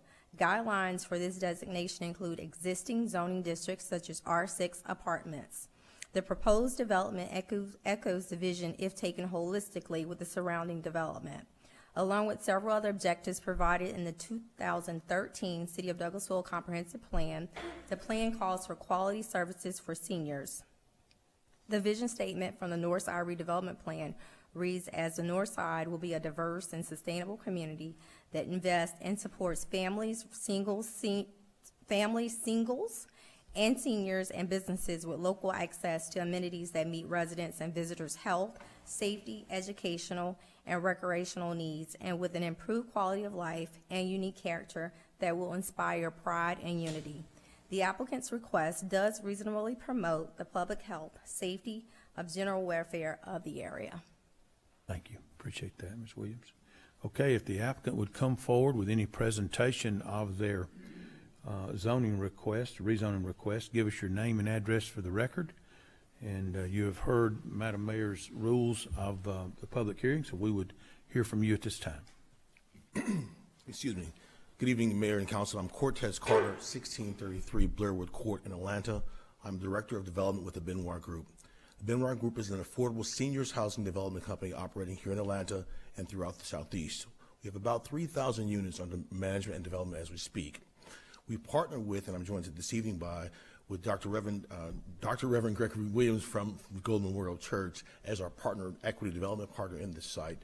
The church happens to own the land and is currently not being used for a monetary purpose. And so today we propose to do the following. develop 165 units of seniors housing for persons who are 62 years old and older. We intend to build a 3-story structure. It will be made of brick and stone, together with drive-it and a hardy board, and will have surface parking. Standard amenities will include a community room, as is relatively typical, fitness and aerobic centers, a cyber cafe with computers, training centers, of course, washer and dryers in every unit, and then the actual units themselves will have high Energy Star appliances, washers and dryers inside, disposals, laminate countertops, and the other higher quality things you expect to see in a 62 and older seniors facility. Total development costs is $28.9 million estimated at this time, and I talked about the construction. In terms of timing of the project, we expect to have land acquisition done by the end of this year. Construction is about 16 months, and just to remind you, the site sits due north of Chicago Avenue, just abeam the church. In terms of lease up, we expect an 8-month lease up period and 8 months to stabilize the project and have it fully full. May I answer any questions? Thank you, sir. Appreciate that. Questions, council, Madam Mayor? Yes, sir. I just had a comment. I wanted to thank you so much for the presentation. Thank you, Mr. Chairman, for allowing me to speak. I'm excited about this project. I wasn't part of the group that came to see a presentation at the church, and Dr. Williams invited us to come, and it's very exciting. Of course, we know that we're living longer, and we like to have options. And seniors, I was at an aging meeting today at the Atlanta Regional Commission, and the numbers are growing exponentially about people who live longer in the community. So we're going to need housing choices, and I think this will be an asset to the area. So not making any comments like I'm going to vote or no. I don't even vote. It's just in a case of a tie. But I'm just excited for this project. Thank you. Thank you, Madam Mayor. Other council comments? Yes, thank you, Chairman Adams. I have a question. I, too, concur with the mayor, very excited about this project. Just have a question in regards to the seniors. You stated that the age of the I guess the applicant would be 62. Can you explain how this would be an exclusive senior project? So the majority of the financing for the project will be using a program called the 221D4 program out of HUD. And the minimum age is 62, so just by compliance guidelines, it's 62 years old. But we've heard more than that from the communities around and the church regarding their desire to ensure that the building isn't a building that in fact, is exclusively for folks that are 62 and older. So by policy and by leasing, I can confirm that occupants more than 14 days and on lease will be required to be greater than 62 years old or greater as part of the transaction. And that varies around the country depending on the municipality. Okay, great. Thank you. I don't have any other questions. Yes, Mr. Mayor Pro Tem. Thank you, Mr. Chair. Did you say this is entirely independent living? Yes, it is. And there's no assisted living, there's no fully assisted living, it's completely independent living? Completely independent with no wraparound services, though as I talked about the community, the amenities in the structure, the community rooms, the cyber cafes, the workout facilities, those are to be used by the residents, but they're not designed to be wraparound services, support services. I'm not questioning the need for this development, or certainly the idea of putting it in the neighborhood and so forth. But what I'm wondering is, if you're promoting independent living and independence on the people, why are you positioning it on the property in a way that it looks like it's tucked away in the woods? Would you not want to position it in a way that people could actually walk out and get to local stores, businesses, and so forth? Is there a reason why it's not positioned in a way that it's more accessible to the community? That's a great question. The design of the project, which is called the Astoria Crystal Lake, is designed to be a community unto itself. And so the aesthetic includes courtyards and places of refuge and places of meander and outside gardens within the structure. And so that's the first piece. In terms of where it's located, this is the land that the church happens to own that works for this kind of use, because there's an abandoned right-of-way called Von Sant that leads from Chicago Avenue due north. We intend to restore that right-of-way, putting in the street, as it were, and making that sort of the promenade to what would be a fabulous community once you travel that 1,000 feet. But it's because that's the land that's best suited and available for this kind of development. As you approach Chicago Avenue, there's another density issue. The world sort of changes. It gets faster, of course. And so this is a bit of a respite for independence within the unit, within the actual structure or the unit itself. Is there intention to develop that Van Zant Street in the future, or is that part of the long-term plan? I can't speak for the church. I do know the church has a much broader master development plan and thoughts around that entire campus, and certainly to the extent that Benoit might be invited to that conversation, we'd be happy to talk to them. I mean, I don't mean to put you on the spot on that, because I mean, that's outside your realm. My concern, I'm a bit of an evangelical when it comes to the broad goals of the city, which is to make it more connected, increase the pedestrian quality, and ability for people to leave their cars behind. And oftentimes people in this age range aren't going to don't want to have cars anymore. And I understand the idea of sort of having it as a refuge in a way. But from an architectural standpoint, you can create a refuge in the middle of the city. There's not, with busy blocks all around it, you can still do that. So I don't know that you can say that putting it off in the woods somewhere is necessarily a rationale for creating a refuge. But my concern just is again wanting to see this more connected to the community, not to be a secluded or sequestered community that sort of sits off independently from the community. I mean, we're all in this together. We need to be developing or creating developments that are tied into our community in a better way. I mean, it's great that you're doing this. I think it obviously serves a need. I'm not opposed to any of that. I just want to see. I've just come at it from a perspective of wanting to see developments like this more integrated into the community in a way that makes it more pedestrian friendly, that makes it more prominent. Advertise it by showing it off. Don't hide it. Yes, I'd like to make a comment just to add to that. Actually, on James Simpson Boulevard, that I've noted, well, actually there are trees that have been cut down so that you actually can see the face of the church, the front of the church, and also the development of this development, senior independent living, actually connects to the Willing Working Park. So there will be opportunities for seniors to walk to the park on the back end, along with other development that is going to happen in the future. So, in the North Side Trail we just passed, so that will give us that assessment is going to be done. It can give us connectivity. Absolutely, Mr. Chairman. Be good to see that as part of the development plan. Councilman Miller, you have to let me talk now. Go ahead, Mr. Take Davis. up all the time. Yeah, I'm very excited about this project, and it looked like, looking at the plan, it's going to be a gated community. And Councilman Danley, she took the words out of her mouth. It will be butted up right there at the Willow Working Park, where we get ready to redo. So, would the traffic be coming in off Chicago Avenue? Yes, sir. The main access will be off of Chicago Avenue. Avenue. Yes. And how do this subdivision that's Chicago Park, they welcome this?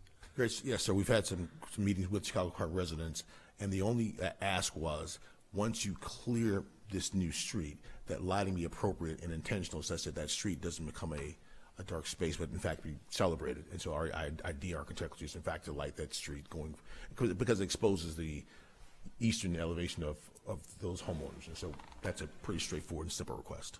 Okay, great. Thank you. Go ahead, Ms. Miller. Thank you. I just wanted to know if you guys have taken into consideration the bike trail that's going to be coming along, or the walking trails. I'm very much in agreement with Mayor Pro Tem Miller in having this project accessible to the rest of the community that's over there, the park and everything else that we're working on. Councilman Miller, the short answer is, in our consideration of this site, but being that far north off Chicago Avenue, one of the talking points we talked a lot about is about complementing Douglasville's infrastructure and park investment, which includes the trails. So that hasn't fallen short on our planning, but we've got to, of course, address the issue of connecting to Chicago because of the vehicular access needed. But yeah, the short answer is yes.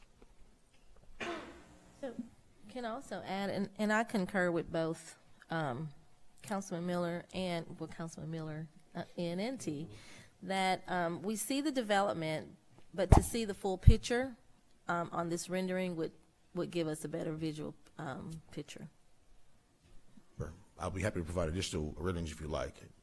That would show the Chicago Avenue, the entrance, Chicago Avenue, yes, as well as the connectivity. Yes. Any other comment? One last quick thing, and don't get me wrong. I mean, I just want people to understand. I'm not opposing. As a matter of fact, we don't make a decision until we make a decision about it, and I'm not meaning to denigrate the proposal in any way. It just, I'm speaking from the perspective of, this community has, and especially on the north side, you know, we've wanted to the north side has wanted development for so long, and we don't want to be in a position where we're so desperate, we're so excited that anybody proposes anything that comes along, we just grab onto it and take it. We're trying to raise the bar. We want quality development. We don't just want development for development's sake. We want quality development. And we just want it. And every time, no matter where any proposal comes in the city, we're going to push to get the best development we can, the best quality of housing, the best development that integrates, like I said before, into the community in a way that, you know, that everybody benefits from it. Not, you know, the idea of the gated community tucked off into the side and turning its back on the city. We want something that's celebrates and becomes part of the city.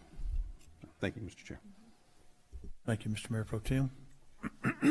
No other comments or questions of council. Is there anyone here that would come out that would like to speak in support of this rezoning in the public hearing, please? If so, please come forward. This is speaking in support. Kindly give us your name and address for the record. Marilyn Clark, 8407 Military Way, Douglasville, Georgia. I'm the chair of New Horizons Steering Committee. I'm for the project. Some of the questions that Mayor and City Council was asking is about the location of this apartment development. When Benoit was meeting with Golden United Methodist, I was invited to this meeting, and I was the one that, with the master plan, with what the proposal for Willing Workers Park, as well as the trail, I was in the meetings, and I'm the one that was showing them everything the city was proposing.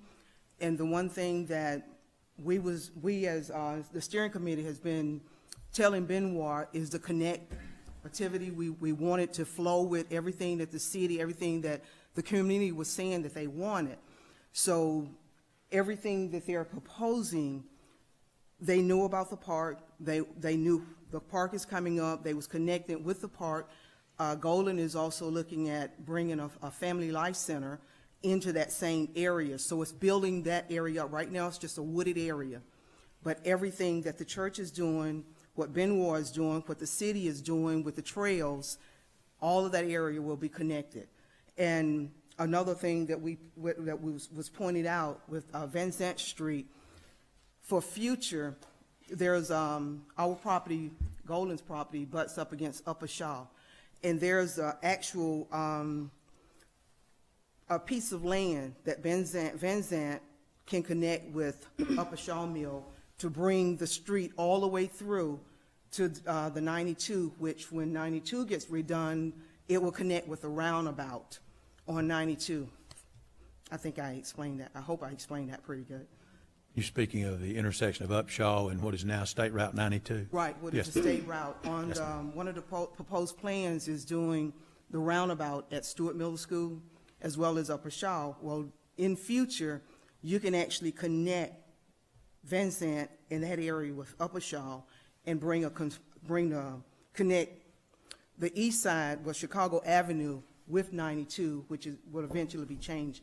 So it will be connecting if everything that is being proposed go forward the way that it's been laid out. So I am for it. Like I said, we've met with Benoit. The steering committee is with them and backing them, and we're excited about it to see. There are some things that we was asking for that Benoit said that they would, they could take care of. So it was just minor stuff. Thank you, so we are for it. Appreciate your comments. Are there others that would speak in support of this item? Please come forward.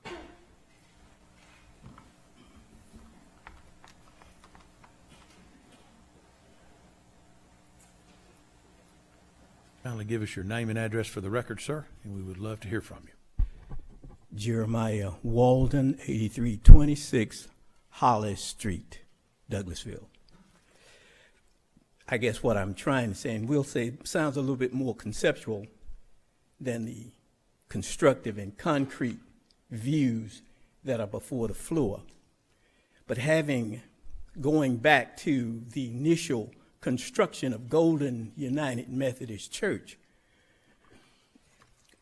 was hidden by almost a forest. The provincial or the definitive voice that struck myself and my sister the Saturday evening we went out to look for a place for Golden was hidden behind 6 acres or 5 acres of trees. At the time, there wasn't much consideration or concern about making it germane to everything else that was happening in Douglasville. But through the power of the Holy Spirit, we were able to speak to that. The trees, and when we built Golden, it was behind a theater of trees. Somehow, through the Spirit of God and His divine direction, Golden has become one of the largest African American church in the North Georgia district and is growing.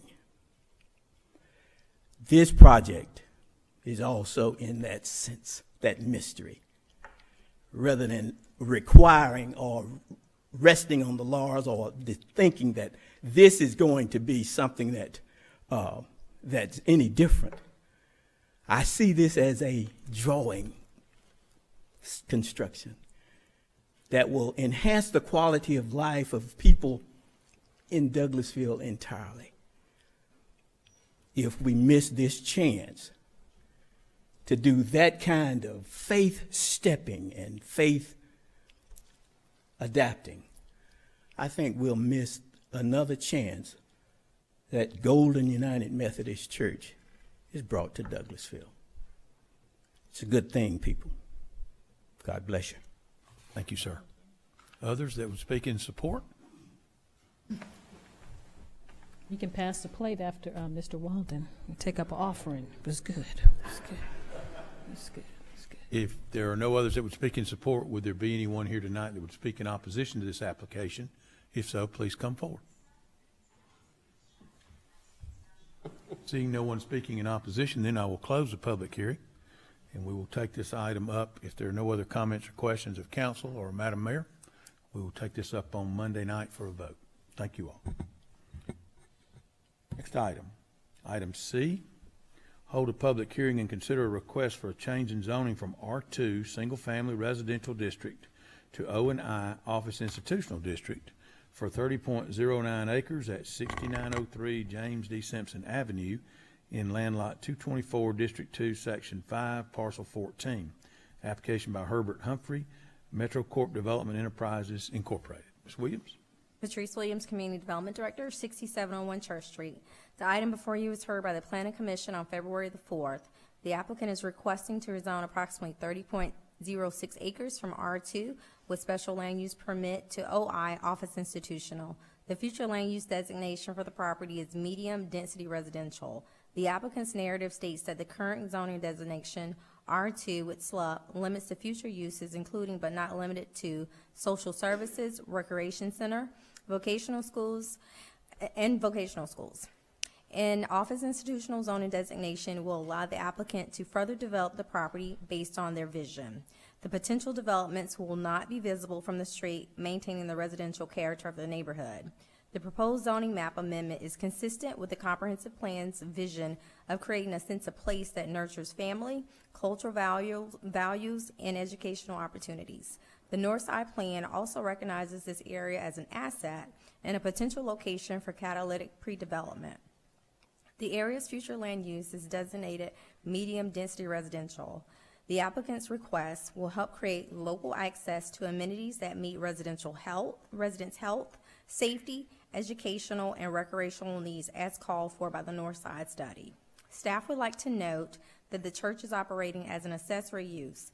An office institutional designation will allow the applicant to operate the church as the primary use and have the accessory use of the proposed additional facilities. Currently, they are not planning to build any additional facilities, but when the time arises, the designation will allow them to do so. Thank you, Ms. Williams. So just for clarity, this actually is the church, the Golden United Methodist Church that we spoke of, that are wanting to rezone the property that they sit on presently. Correct. In full from a residential zoning They've been operating under a special land use permit. Correct. To an office and institutional zoning. Yes, sir. Okay, okay, just for clarity. Questions or comments of Ms. Williams? We'll ask the applicant to come forward and make the presentation of your application, please. Good evening, Mayor and Council. My name is Herbert Humphrey. I'm at 8491 Hospital Drive, Douglas County. I'm here on behalf of the Golden Memorial United Methodist Church, and they're proposing to rezone the property office institutional. This zoning best represents the current use of the property and future highest and best use for consideration of a variety of future developments and programs, such as individual family services, charter private schools, business incubator, vocational schools, recreational activity centers, sports fields, and open space to serve the Christian community and the community at large. And I wanted to specifically highlight the fact that they have already gotten approved one future building that's shown on the site plan that was in the staff report. And that's a 22,000 square foot facility that will be behind the existing church. And ordinance 2015-63 was a special use permit with no time stipulation with respect to that particular development. And I would like to highlight in particular with respect to the request for this office institutional rezoning the fact that in order for them to have a facility and to have the type of ministries or the secular community would call them programs or things of that nature, they would have to have a proper zoning. If they wanted to have a school or if they wanted to teach coding and have an actual program where people can get CEUs or anything of that nature, it would have to have the proper zoning for them to carry out those activities. A lot of times churches do things on Sunday, volunteer, and it's a one-time. But if you're going to actually implement a program and now have a structured program, it has to be in a facility that has the proper zoning. So with a church that sits on 30 acres, and now they're only using 7 acres, you know, your talents, you're wasting your talents, basically, if you're not going to try to grow that property. And another thing I would like to highlight with the questions that were asked about community connectivity and things of that nature, I would like to just give you an overview of what the church has planned in their long-range planning and what this piece of property is going to do for this, where they're located. As the previous presenter with the senior citizen facility or independent living facility will be adjacent to this particular property. And in their plan, they're going to have connectivity to the church property. That was one of the requests that the church made. So that community can readily access the church. And the church has also taken the initiative with the Chicago Park development earlier when they wanted to get an easement. They also gave us a pedestrian easement where we're going to have access to their property because the church would like to create a pedestrian walkways that will bridge the community to the church facility as well as Willing Workers Park. But I would just like to highlight some things with respect to the property and what's going on. The proposed amendment to rezone the Golden Memorial United Methodist Church property from R2 zone to O2 will be keeping with the recent City of Douglasville, Georgia comprehensive plan and new and changing conditions as follows. The 2011 Douglasville LCI updated plan to promote mixed use and mixed income in the downtown and surrounding area that will facilitate the ability to sustain and support the live, work, and play environment in the surrounding area. Over 90% of the Golden Memorial property boundary lies within a 50-minute walkable area for both the old Dallas Highway and downtown redevelopment. So this particular property is centrally located with some of the major improvements and as well as the developments that are shown within your comprehensive plan. The Willing Workers Park improvement, as described in the future concept plan, will incorporate recreation in the currently shown medium-density Douglasville residential character areas. The Willing Workers Park property boundary borders the east side of Golden Memorial's property, the one in court that we are requesting to be rezoned. As a result, Golden Memorial property proposes future pedestrian access easement to and from the adjacent residential development through their property to the park. As well, the property primary access is on James D. Simpson Avenue that feeds traffic to Highway 92, Dallas Highway to the east. Future road improvements will consist of State Route 92 realignment, Phase 3 constructed new, which you know about. But I want to say within that comprehensive plan, we'll have access there through the Upshaw Mill. In fact, the church has access to Upshaw Mill. So as the development grows, you're going to have other access depending on the particular development. And as previously said, that could be a bridge between Van Sant and Upshaw through the property. And I'm sure the church will welcome any initiative for the city to carry that public road through their property to Upshaw so the other community won't be cut off from the various facilities that are going to be made available. And finally, the property's primary access is on James D. Simpson that feeds to Chicago. And as I previously mentioned, we will have an alternative access to Van Sant. So that's one of the things. So we're there. So at this time, I would like to conclude my discussion and answer any questions that you may have.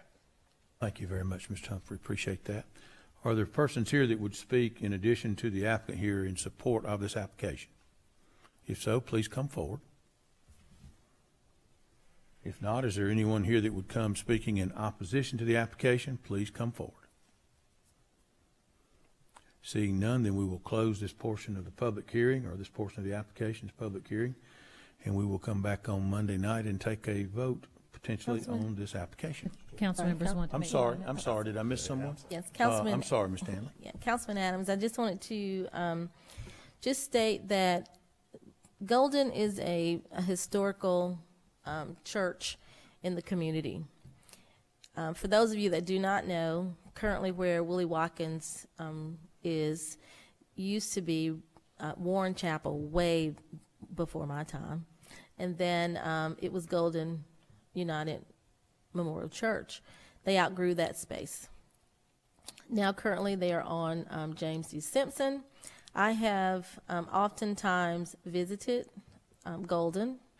Currently there are 3 services at 8, 9:30, and 11. They are all full. They provide breakfast for all 3 services. And pretty much it is a 24/7, I would say Monday through Sunday services that are provided. So the need for the continuation of providing programs for the community is way past due. So I'm glad to see that progressively this is moving forward. Thank you. No, I apologize, Ms. Stanley. Other comments or questions from council? I do have a quick comment. Thank you Yes, so much, Madam Mr. Chairman. Very eloquent words spoken by Dr. LaShawn Danley. Thank you so much, Mr. Humphrey, for coming in and presenting this concept to the council for them to make a decision on. And I just commend you and the church and Dr. Williams for maximizing the potential for the church and impacting the community in a greater way. As Councilmember Berdanley has said, the services are packed. We don't want Dr. Williams to work so hard. So maybe he can just have one service and not preach 3 times on a Sunday. But this is very exciting. I know you all also open up the church. It's a polling place for city and county elections. And so this will help the community that we won't have to wait as long in lines when it's time to vote. So we do appreciate and excited about the potential for this development and rezoning. Thank you, Mr. Chairman. Thank you. Anything else? Anyone else? Thank you, Mr. Humphrey. We will take this up on Monday night. Last item, item D, tabled from December 16th, 2019, formerly item 19-267. Hold a public hearing and consider a request for change in zoning from GC, General Commercial District, and R2, Residential Single Family Detached District, to PRD, Planned Residential Development District, for 16.46 acres on Whitley Drive, and at 7162 West Broad Street, and at 12671, 12681, 12691, and 12701 Veterans Memorial Highway, land lot 192, District 1, Section 5, parcels 59 through 64. Application by TPA Residential, LLC. Ms. Williams, did you have anything you wanted to begin with on this application? Okay. If the applicant is present and would like to come forward, we would hear from them at this moment.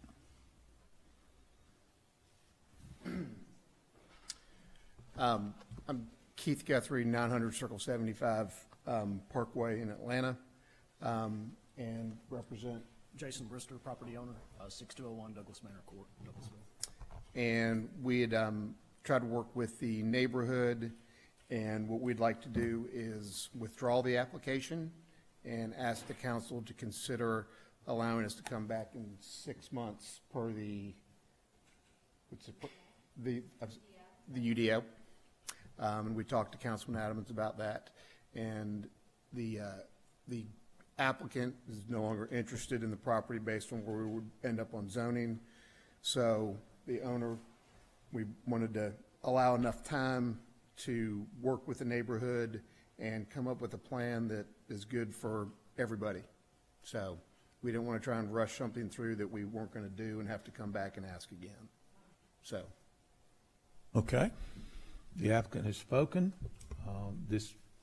Because we were scheduling a public hearing here tonight, I do want to go forward with that, but you do hear the applicant's request. Are there any items or any questions of council or Madam Mayor for the applicant at this time? Mr. Chairman, I just wanted to make a quick statement. Thank you so much to the applicant and the owner. We appreciate you wanting to work with the community. Thank you so much for being lenient and flexible and understanding and trying to make a win-win project. And thank you. Thank you, Madam Mayor. Mr. Mayor Pro Tem, did you have a comment? Thank you, Mr. Chair.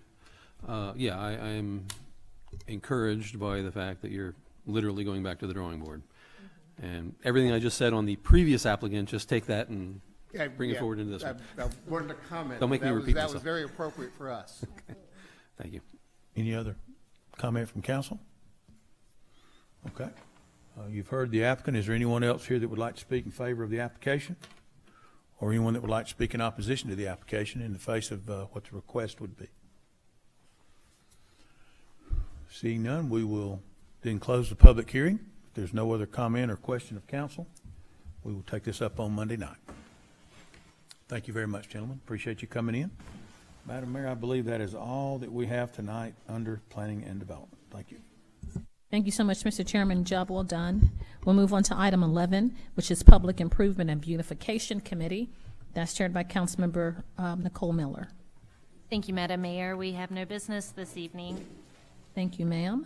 We'll move on to Public Relations Committee. That's chaired by Councilmember Howard Estes. Thank you, Madam Mayor. Public Relations Committee has no business this evening. Thank you so much, Mr. Estes. We'll move on to item 13, which is Public Safety Committee. That's chaired by Councilmember Samuel Davis. Madam Mayor, first item A, hold a public hearing to consider a request for the change in agent outlet manager for the alcoholic beverage license for the retail package sale of wine and malt beverage at the following establishment.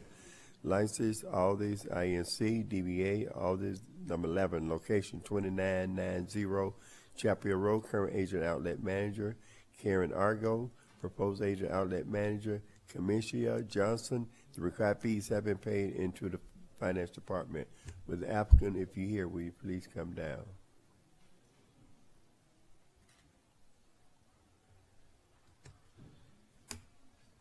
Is your mic on, Councilman Davis? Okay.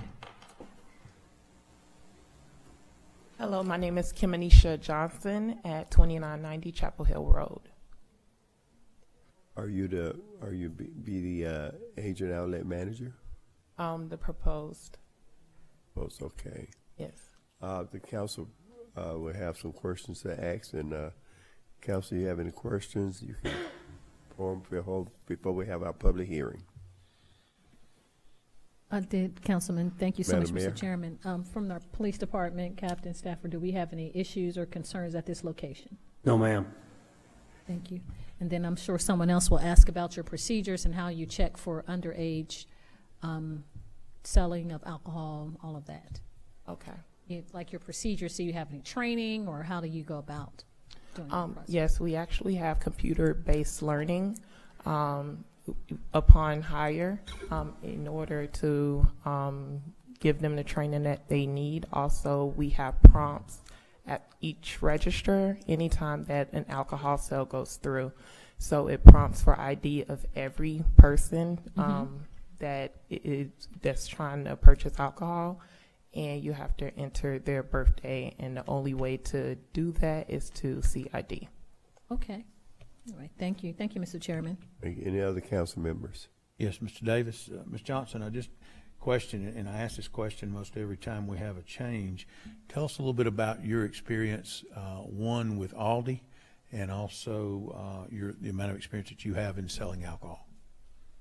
Well, I have retail experience with just across the board of about 15 years. Okay. In that time, I've had experience selling alcohol in that whole 15 years. With Aldi, I've been there 3 years. And what was the other question? Well, that's it. That was that's all basically you it. had. I'm just curious about your experience level. Thank you. And I'm the store manager at the location. Okay. Okay. Good enough. Thank you very much. That's all I had. Any other council members?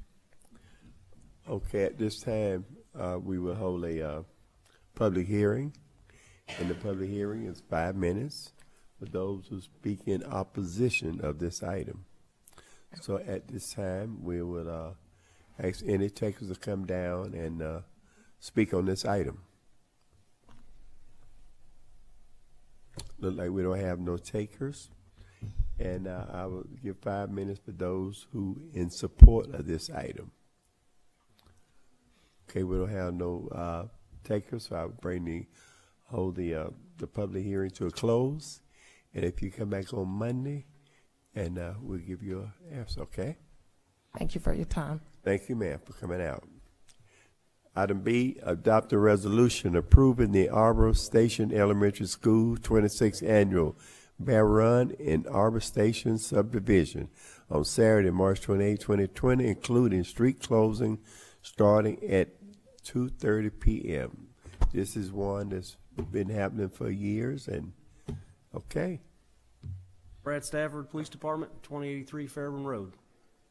We are requesting the road closure for the annual bear run. I believe it's been going on for about 26 years now, and it's pretty much run the same way. We use our school resource officers for traffic control. They will shut down the roads. I believe you guys have a map. Essentially, it's Parkway South, Knollwood, and Oakwood.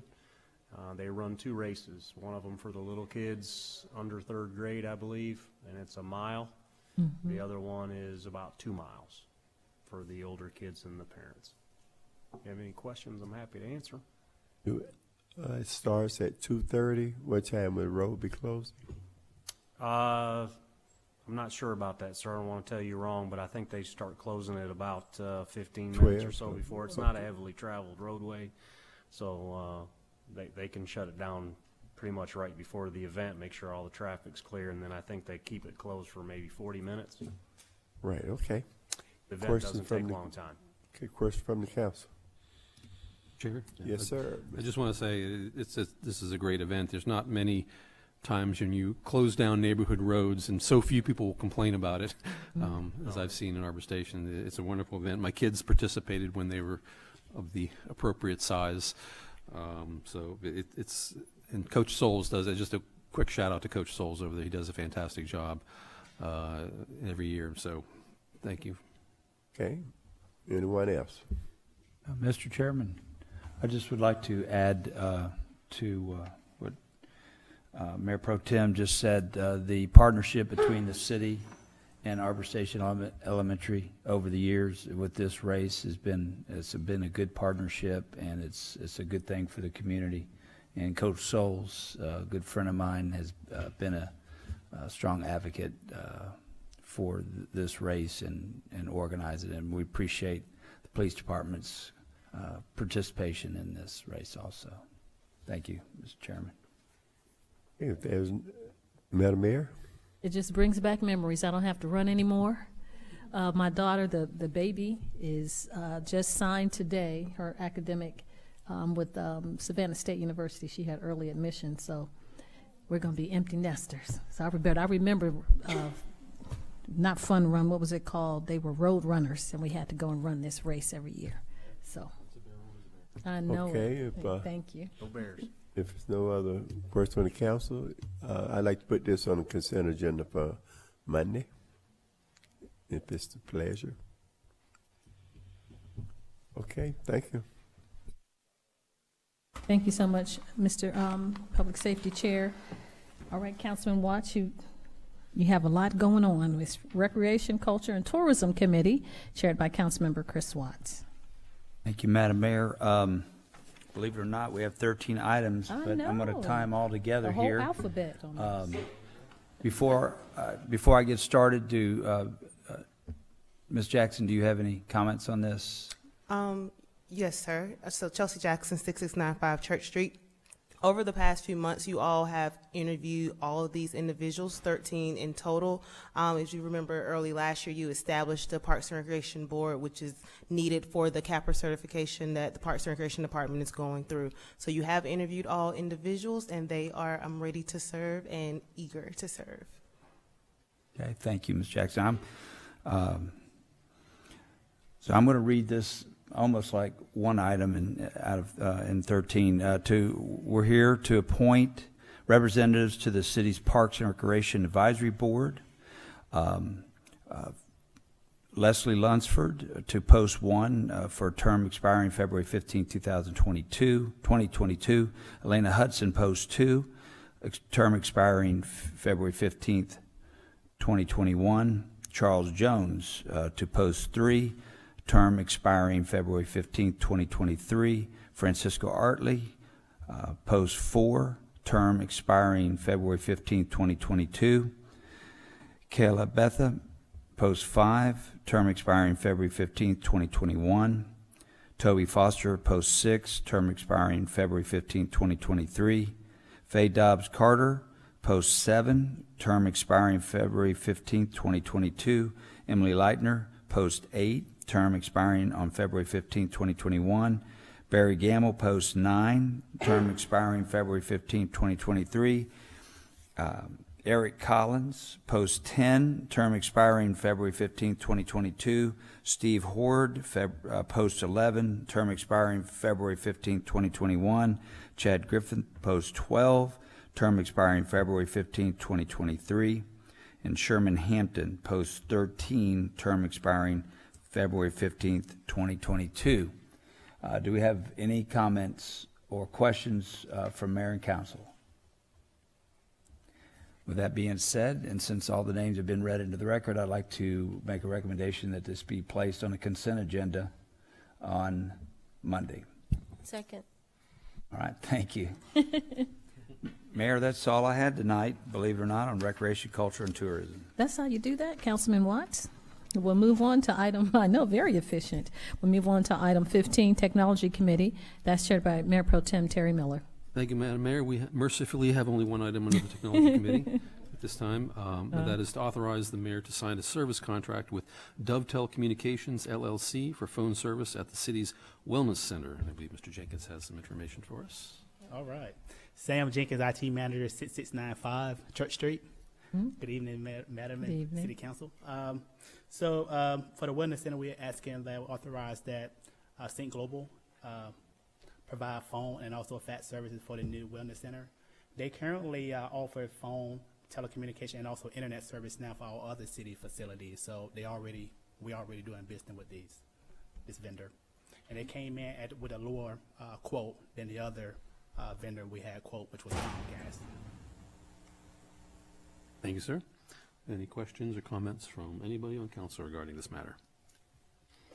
Questions or comments from the public? Seeing none, if there are no objections from any member of the council or the mayor, I would like to place item 15A on the consent agenda for Monday evening.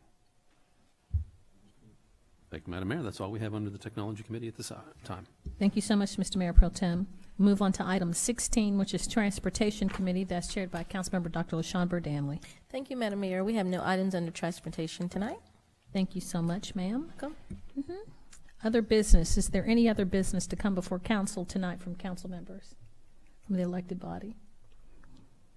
The only other business that I would like to bring up is just accommodations to thank the council for your time during the retreat last week with the city staff, preparing us for the 2020-2021 initiatives for the city of Douglasville. So thank you for your time. I know it was time well spent, but it was a sacrifice, time away from your family. So I really appreciate you all taking that opportunity to help move the city forward. This is the year of execution. So we thank you so much for that. And for the supper club meetings, we've had 3. The first one, those civic engagement dinners. We had one with the high schoolers from the 5 high schools, the high school senior class president and vice president, and those were very interesting to see what young people wanted in the city. And so we have engaged with 2 of the wards, our downtown ward with council members Adams and Miller in, and then this week actually with the Arbor Station for Mayor Pro Tem Miller. So thank you all for council members coming out on a night where you didn't have to be there, but you did sacrifice for your time, and the citizens are really excited. We've gathered information. We'll continue to do that through all the wards to have intimate conversations, trying to see what the community really wants. So we'll move on to the next ward soon. I'm not going to say when the next one is scheduled, but it's coming up soon. I believe it's in March, and so we'll have the north side as well as tributary. And Councilman Watts, yours was supposed to be next, so but we're working it out. But that was exciting. I want to thank this community for that. So any other business from council members? Okay, not seeing any. Then we'll move on to updates from city staff. Our city attorney, Mr. Joel Dodson. No business, Madam Mayor. Thank you, sir. Chief Assistant City Attorney, Ms. Susan Littlefield. No business, Madam Mayor. Thank you, ma'am. Chief of Police, that's not the chief, that's Captain Stafford. No business, Madam Mayor. Thank you so much. Our city manager, Ms. Marsha Hampton. Yes, ma'am. So we will cut a ribbon on Monday, Cedar Mountain Road. So for those who are looking for transportation and you haven't seen the new facility, I think you'll be impressed. It's open to the public. Transportation will meet here in front of the conference center at 3 o'clock. We will leave at 3:15 to get you there and to have you back for committee meetings at 5. So exciting times, wrapping up a big project. So hope to see you all on Monday between 3 and 3:15. Make sure you don't use the same bus we did to Oconee. No, we will not be chartering services. It will actually be a community service van. My goodness. Well, thank you so much, City Manager. Any staff reports? Do we have staff reports this evening? Thank you. Comments from citizens and delegates. If you sustain the meeting and you'd like to address us, please come forward and give us your name and address for the record, and you have 5 minutes. Good to see you, Mr. Ardley. Good evening, Madam Mayor, Good evening. City Council. I am Reverend Dr. Francisco Artley, 5434 Steeplechase here in Douglasville. And I come before you tonight. I'm asking the city to consider purchasing the property located at Timber Ridge Drive and Presley Mill Road. Based off of the previous planning and zoning meetings, that's Land Lot 54, District 1, Section 5, Parcel 2. It's that 83 acres that was proposed earlier. I'd ask the city to create a passive park with walking and running trails and benches. Just recently, that development proposal was brought before Planning and Zoning to turn that area into high-density usage. This was met with great opposition from the subdivisions near the property. We know that parcel of land is part of the future land map that has designated as high-density usage, and that the property is currently zoned for R2. I'm asking the city to consider turning this property into a passive park, purchasing it and making it a park. I know we already have parks in Douglasville, Worthing Park, Fowler Field, Hunter Park, Mill Village, Willing Works Park, Jesse Davis Park, and we have the West Pines Golf Course. However, there are not any parks in our area by our subdivisions of Kensington Gardens, Kensington, Charlton Crossing, Presley Park, Saddlebrook, the Havens, and the other subdivisions within that area. I believe there's a great need for a park in our area. Right now, St. Teresa Church is in the process of building a new church on Presley Mill. They completed the first phase of their project, where they have installed roads and sidewalks, and they've created a square there. They also have benches. It measures just about half a mile. I know I timed it on my Garmin. To be specific, it's 0.48. This area has become an impromptu park. People will drive over, park their cars, and walk around the square. People from the surrounding neighborhoods will come over. They'll walk their dogs. They will run, and they'll even ride their bicycles around the square. One observation I have made from seeing the people at the church property is that there is a great need for a place where people can go and walk the trails and just get out and enjoy the fresh air and exercise. This property, I think, on Timber Ridge and Presley Mill would be a wonderful place for families to go and walk while enjoying nature and still being within the city limits. And I am willing to work with Councilman Chris Watts, who's the councilman for our district, and the Parks and Recs Board, which I am currently a member of, to conduct the research for this proposed idea. I hope this is something that the city would strongly consider doing, and the reason I emphasize that I think the city would really consider doing this, because just earlier, Mayor Pro Tem Terry Miller said that they're looking with the development area on the north side, looking for places to create a refuge within the city, connectability he mentioned, places that are pedestrian friendly, places that get people out of their cars, a place that we can advertise and show off as part of the city. And this would be a place that would attract people to come to. Those are my words. And this also gives people the ability to walk to this park. And this kind of development of a passive park brings the community together, and it also benefits everybody within the community. And I think it would also complement the bike trails and walk trails that are going on the north side, to be able to have something right in our area. And I think it'd be another park in our city that would complement the parks that we already have. But see, this park would be different because it wouldn't have baseball fields, it wouldn't have soccer fields or basketball courts or tennis. This would just be a park with trails to run, to walk, to just go sit. And if you really look at this property, with the stream that it has on it and the way it is, and it's not really a good development area for a bunch of high usage buildings and stuff like that. So I think this would be a great refuge in our city. Thank you. I appreciate it. Thank you so much, Mr. Hartley. Any other comments from citizens and delegates? Okay. If we don't have any other business, then this meeting is adjourned.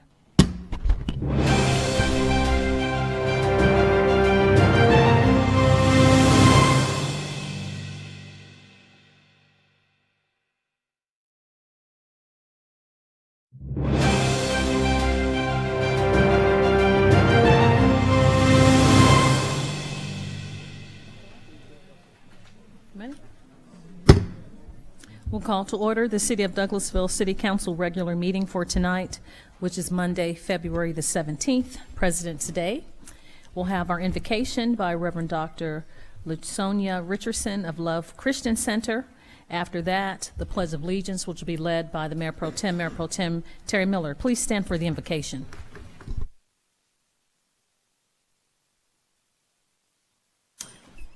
Father God, in the name of Jesus, we just come this evening, Lord, thanking you for the leadership of Douglasville, Georgia.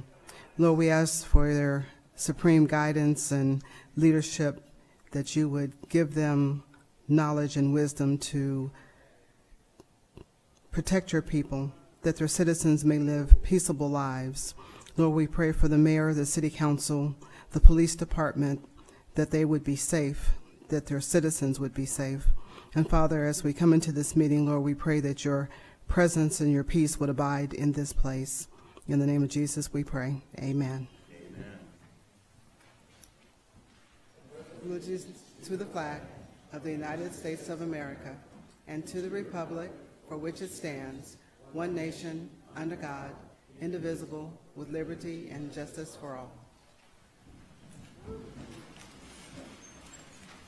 Thank you, Mayor Pro Tem and Reverend Richardson. We appreciate you giving our invocation. We'll go over our announcements and presentations, and we don't have any presentations tonight, so I will just do the announcements in regards to the protocol for the meeting, and then we will go through the agenda as presented. I'd like to welcome you again to the Douglasville City Council regular voting meeting. This is a City Council regular meeting of agenda items where official action will be taken tonight that was discussed last Thursday. If the business you're here for is not listed as an agenda item, there will be ample time under the agenda item comments from citizens and delegates section for you to discuss your business. And I would ask that you would please keep your comments and presentations on a professional level dealing with the facts that are important for this governing body to make our decisions.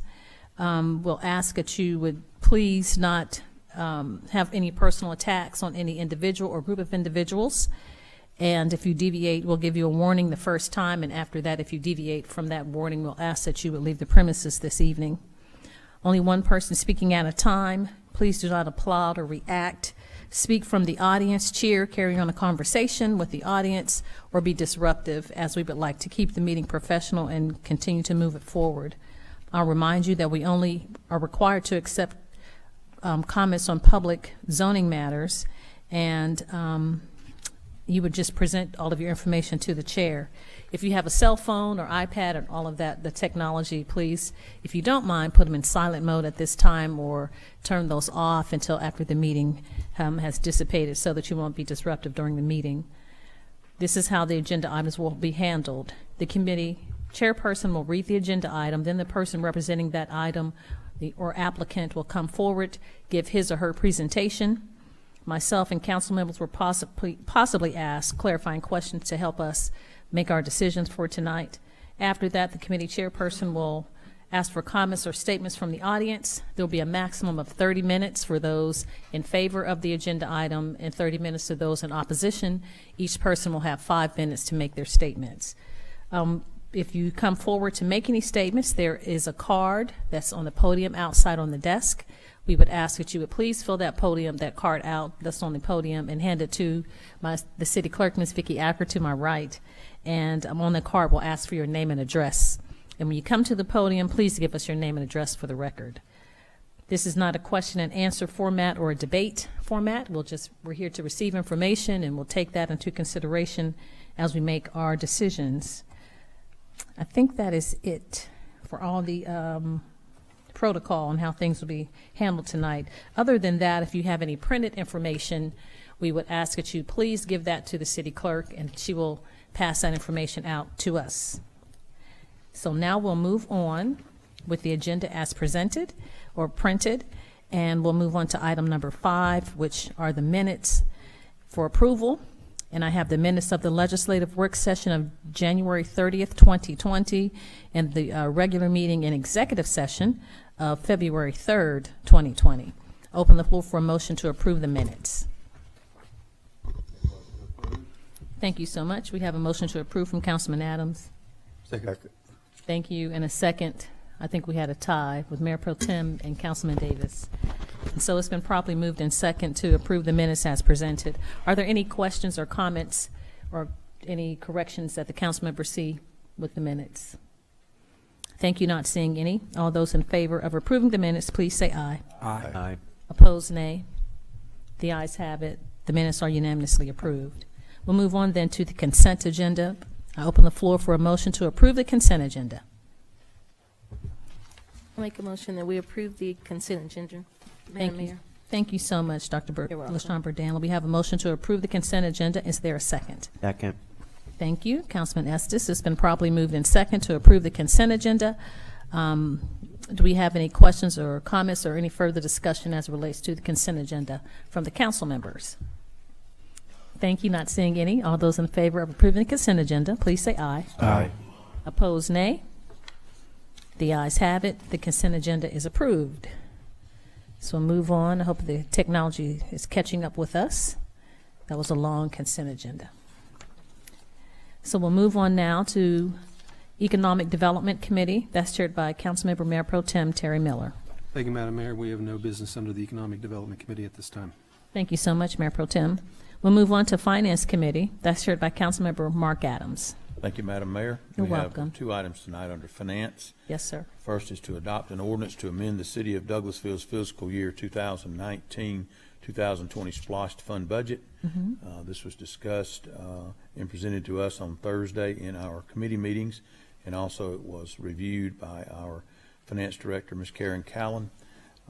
If there are any questions for Ms. Callan, I would welcome them. If you all had other discussion that you would like to make, then we will ask her to come to the podium.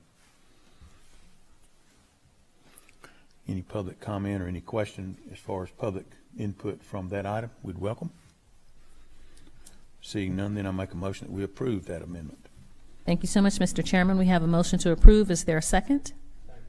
Thank you so much. It's been properly moved and seconded by for the chair and second by Councilman Watts. Is there any further discussion as it relates to this item from council members? Thank you. Not seeing any. All those in favor of approving this item, please say aye. Aye. Opposed, nay. The ayes have it. This item is unanimously approved.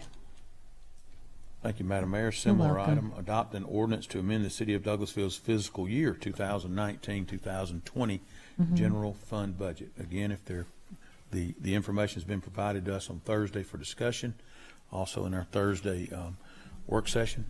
If there are any questions or comments for our director, we will ask her to come forward. Seeing none, then I make a motion to approve that amendment.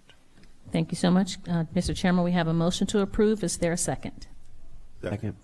Thank you. It's been properly moved and seconded by Councilmember Davis to approve or adopt this ordinance to amend the City of Douglasville's fiscal year 2019-2020 general fund budget.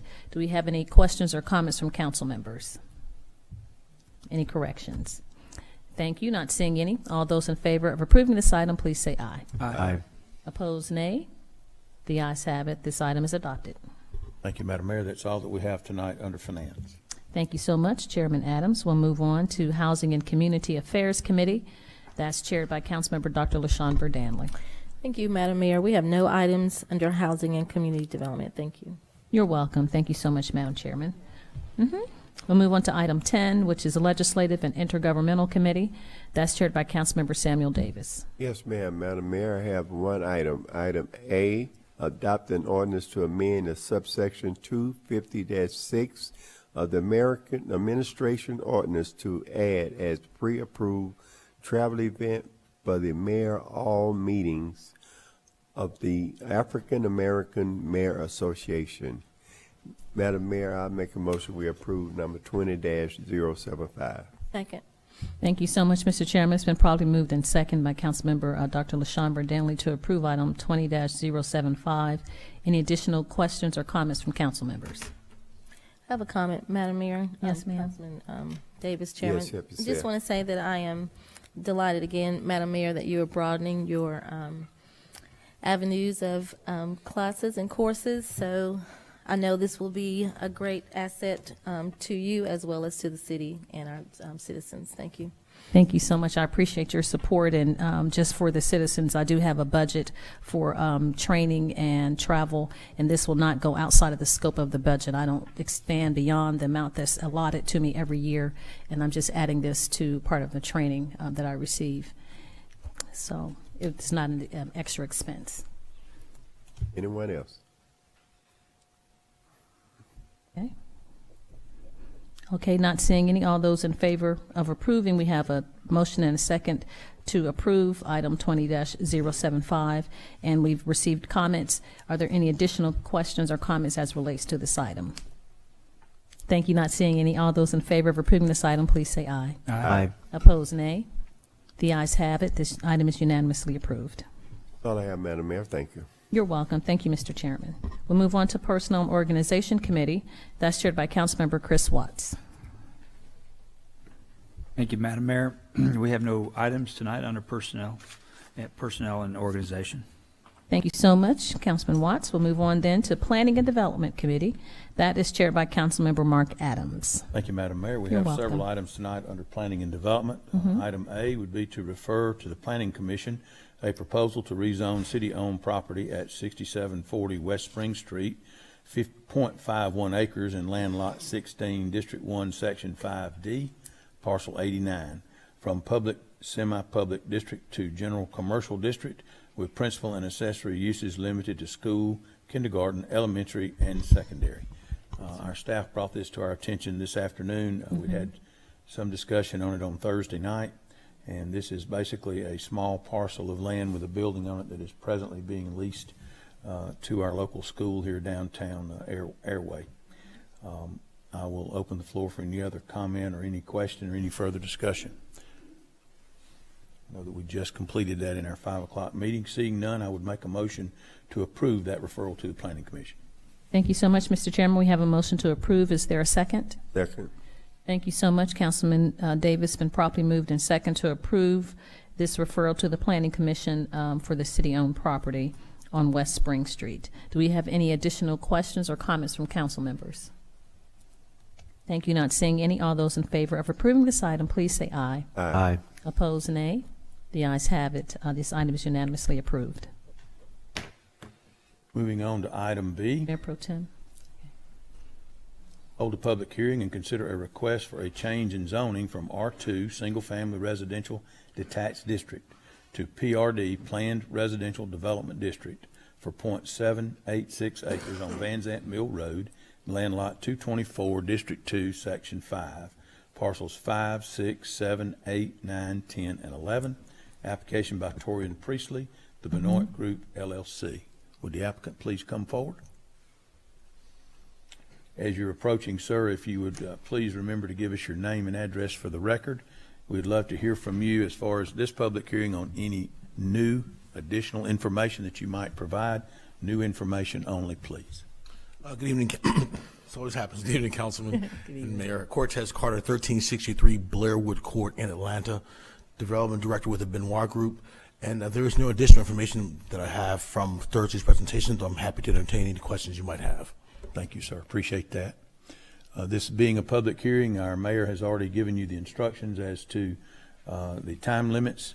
So we having a public hearing at this time, we would ask that if there anyone here that would approach in support of this application with new information, please come forward. Is there anyone here that would speak in opposition to the application? Please come forward. Okay, seeing none, then we'll close that portion of the public hearing, and I'll ask the mayor and council if they have any additional questions for the applicant. Yes, I have a question.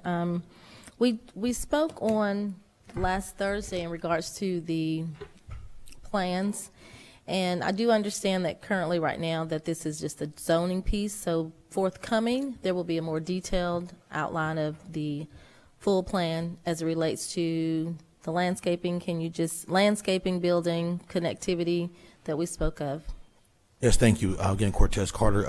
You're absolutely correct. As we get into the design phase, once we have the proper zoning, we will in fact begin the design for the layout, both topography and elevation. And this particular site has some features, and so we're interested in seeing how they will lay out as well. I'll be happy to report back to you in any format you deem required to ensure that you understand the proposed layout for both topography, landscaping, the aesthetic, and of course the building. Right. Thank you. Thank you, ma'am. Any others? Okay. There's no other question or comment for the applicant, then I'll make a motion that we approve this item. Second. Thank you so much. That was a hearty second. Thank you so much, Mr. Chairman. It's been properly moved and second by Councilmember Dr. LaShawn Danley to approve item 20-004. Do we have any additional questions or comments from council members? Thank you. Not seeing any. All those in favor of approving this item, please say aye. Aye. Opposed, nay. The ayes have it. You're unanimously approved. Thank you, sir. We'll move on to item C. Hold a public hearing and consider a request for a change in zoning from R2 Single Family Residential Detached District to O&I Office Institutional District for 30.09 acres at 6903 James D. Simpson Avenue in land lot 224, District 2, Section 5, Parcel 14. Application by Herbert Humphrey, Metro Corp Development Enterprises, Incorporated. I see that Mr. Humphrey is here before us tonight. If you would identify yourself. Good evening, Mayor and Council. Herbert Humphrey, 8491 Hospital Drive, Douglasville, Georgia. And I have nothing to add if there are no questions from the council. This being a public hearing, I will request if there's anyone here that would like to speak either in support of or in opposition to the application. We'll take the support individuals first. If you have that, if you've been allotted that time, if you'd like to come forward, please do so at this time. Seeing none, we'll ask if there's anyone here that would like to speak in opposition to the application. Seeing none, we'll close that portion of the public hearing. Are there any further questions or comments of council or Madam Mayor that may have questions for the applicant? Don't everyone speak at once. Anthony. Seeing none, then I would move then that we approve this item. Thank you, Mr. Chairman. We have it's been properly moved and second by Councilmember Davis and the chairman to approve this item. Do we have any additional questions or comments or any further discussion as it relates to this item from council members? Thank you. Not seeing any. All those in favor of approving this item, please say aye. Aye. Opposed, nay. The ayes have it. 20-005 is unanimously approved. Thank you, sir. Thank you, Mayor and Council. Thank you. You're welcome.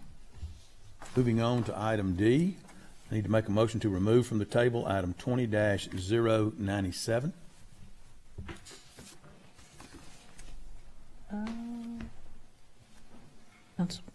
Chairman, it says, well, maybe on my tablet it might be different. It says 20-101. Yes, ma'am.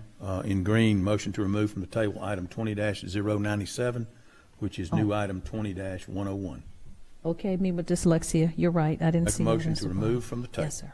Thank you. Have a motion to remove. Is there a second? Second. Thank you. It's been properly moved and second to remove item 20-097, which is item 20-101. Any further discussion, comments or questions from the council to remove from the table?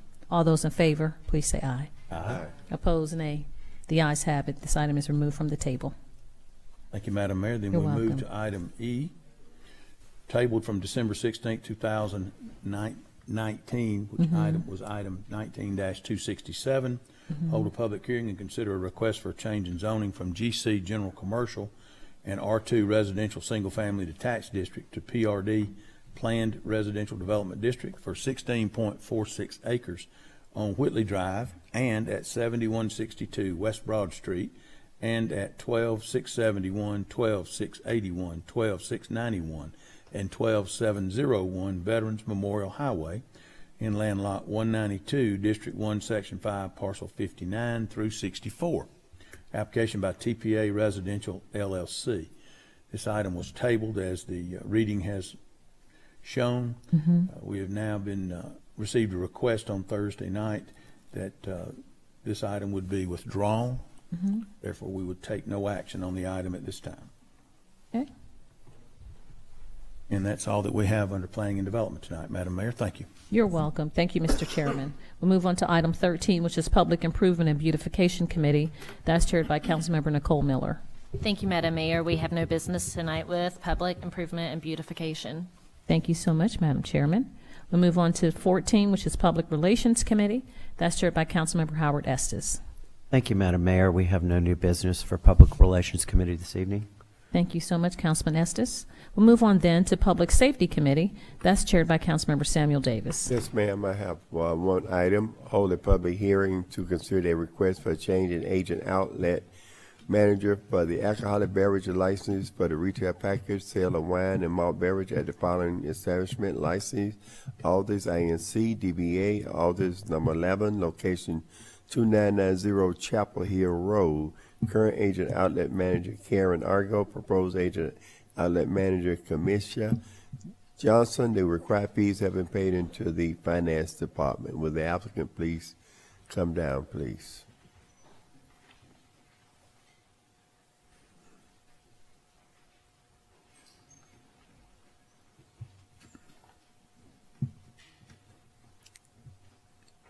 Hello, Kamanisha Johnson, 2990 Chapel Hill Road.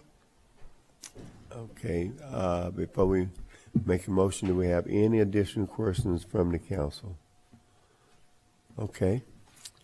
I make a motion, Madam Mayor, we approve number 20-034.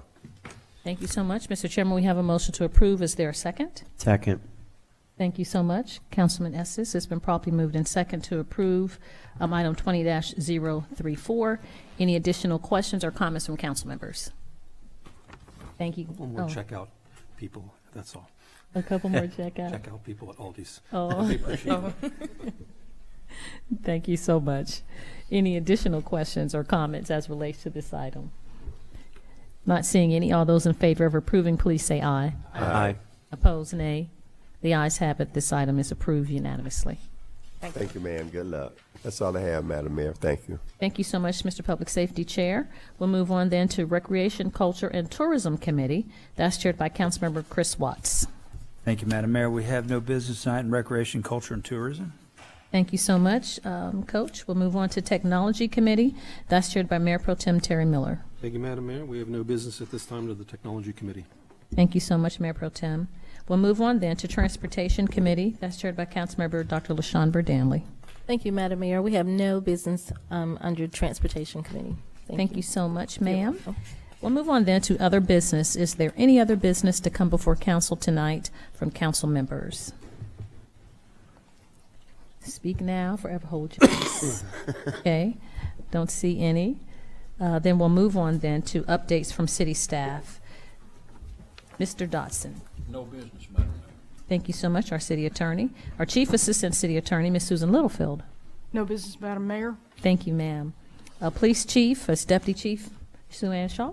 No business, Madam Mayor. Thank you. Thank you, ma'am. Our city manager, Ms. Marcia Hampton. No business, Madam Mayor. What? Thank you. Okay. Any staff reports outside of the new facility today? Okay. Comments from citizens and delegates. If you sustain the meeting and you'd like to present to us, you have 5 minutes. Please come to the podium, give your name and address for the record, and proceed with any business that is germane to the city of Douglasville. Hello, Madam Mayor. Hello, Good city evening. staff.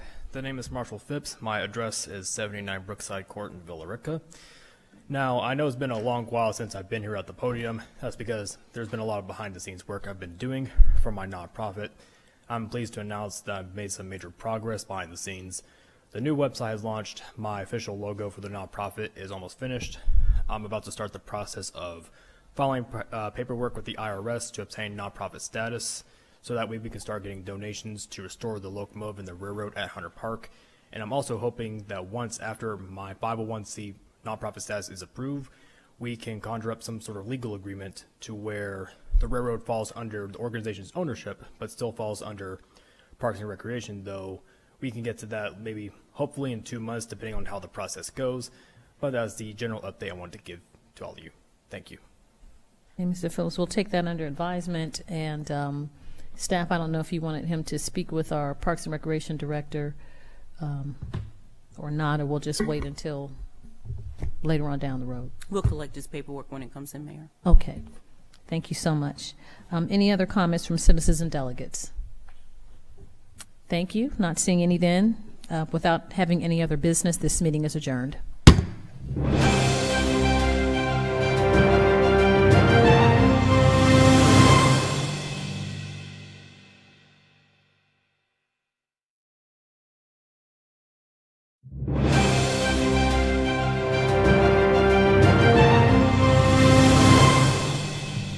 We'll call to order the City of Douglasville's City Council Legislative Work Session for tonight, which is February the 27th. Our invocation will be done by Bishop David Miller, Douglasville Ward of the Church of Jesus Christ of Latter-day Saints, and after that, we'll have the Pledge of Allegiance, which will be led by another Miller, Mayor Pro Tem Terry Miller. Please stand for the invocation.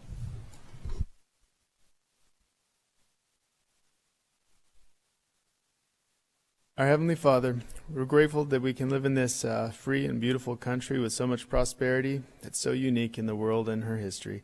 Grateful for the honorable men and women who sacrifice their time and talents and abilities for the administration of our city. We're grateful for the bounty thou hast given us and ask thee to help inspire our minds and help us to be effective. In the name of Jesus Christ, amen.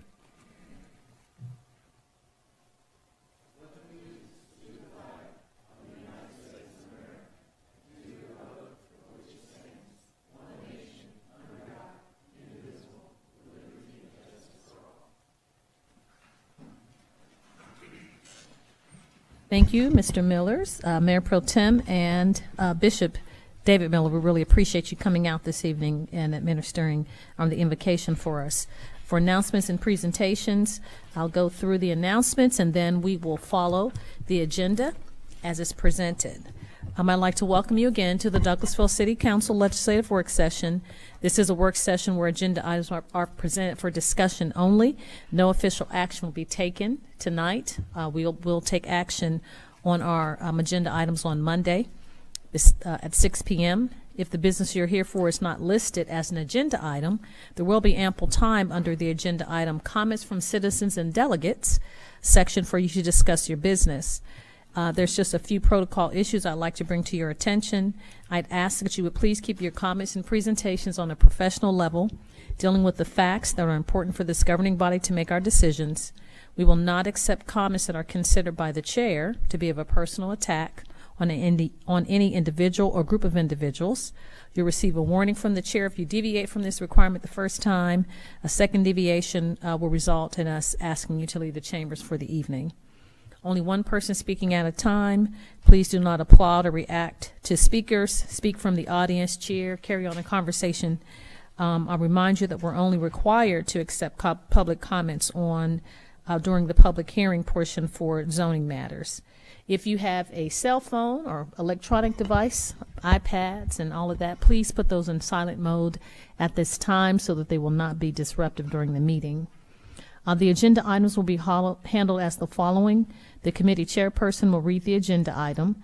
Then the person representing the agenda item or applicant will make his or her presentation, and that will be their opportunity to present.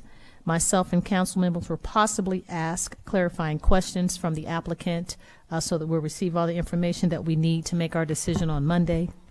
After that, the committee chairperson will ask for comments or statements from the audience.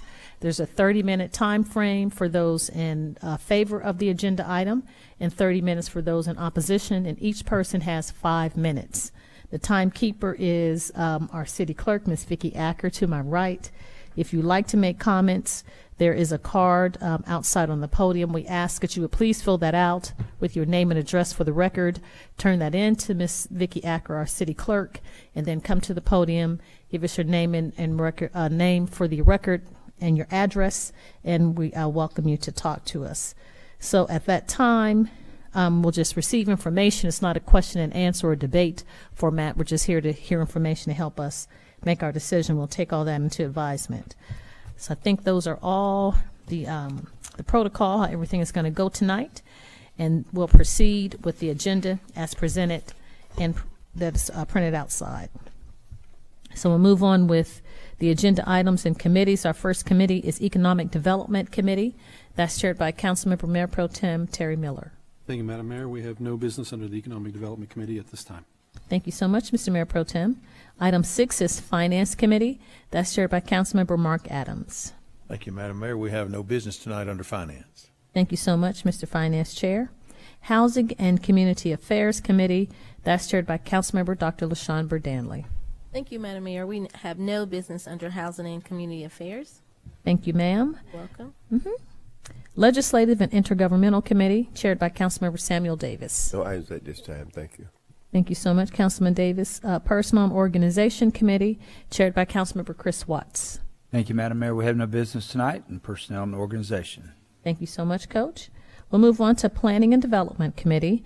That's chaired by Councilmember Mark Adams. Thank you, Madam Mayor. We have one item tonight, and that is to discuss the appointment of an individual to the City of Douglasville's Planning Commission to serve an unexpired term expiring June 1, 2021. Your attachment will show that we have several individuals that we have had the opportunity to interview. Mm-hmm. And we are expected to then make a decision. I believe, Ms. Jackson, correct me if I'm wrong, we have 5 potential candidates. Is that correct? Yes, sir. You have 5 potential candidates. You've interviewed 2 previously who wanted to be considered for the Development Authority. You also interviewed 1 individual at your last round of meetings. You interviewed 1 tonight, and you also have 1 other individual to interview on Monday night. So on Monday night, I will have a ballot for these 5 individuals. They all reside in Ward 5, and of course, the former individual resided in Ward 5 as well. Thank you, Ms. Jackson. We've just had that interview in our 5 o'clock meeting. Is there any discussion or any question concerning this item? If not, then we'll have that interview at our 5 o'clock meeting on Monday and then have a vote. Thank you very much, Madam Mayor. That's all that we have under Planning and Development tonight. Thank you so much, Mr. Chairman. We'll move on to Public Improvement and Beautification Committee. That is chaired by Councilmember Nicole Miller. Thank you, Madam Mayor. We do have one item tonight, and that's authorize the mayor to sign a professional services agreement with Jacobs Engineering Group for a completion of a solid waste services study. I know that we did go over this earlier in the work session. Are there any questions at this time, Council? Or any further discussion?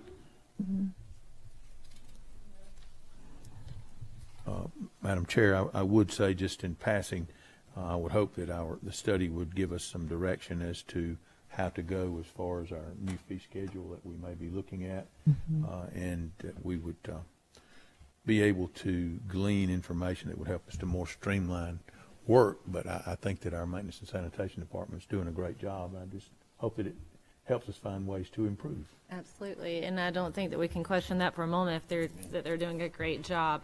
But again, just to reiterate that this study is not just on our residential pickup, but also the brush pickup, commercial, and we do have one of the trucks or types of trucks that's contracted out, and so we'll also be looking at that in this study.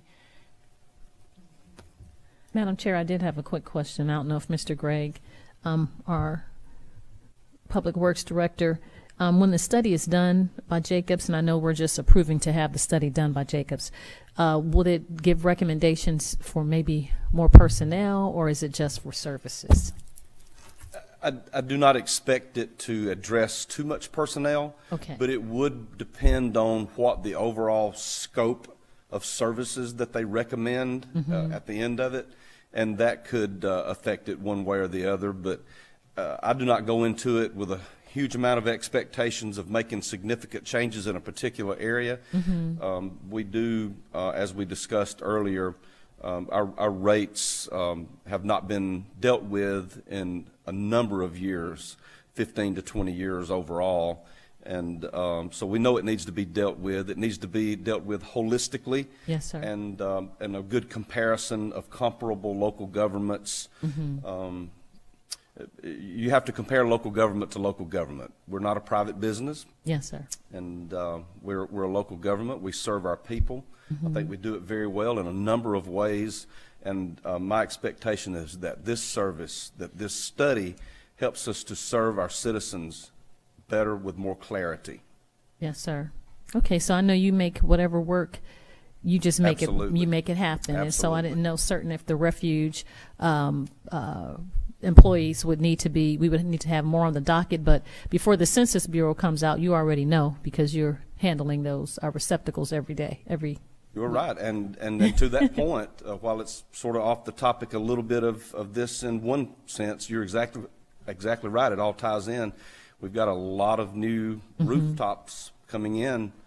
We're going to look different in 5 years geographically because everything's back to building. For those that didn't realize it, we got a lot of construction going.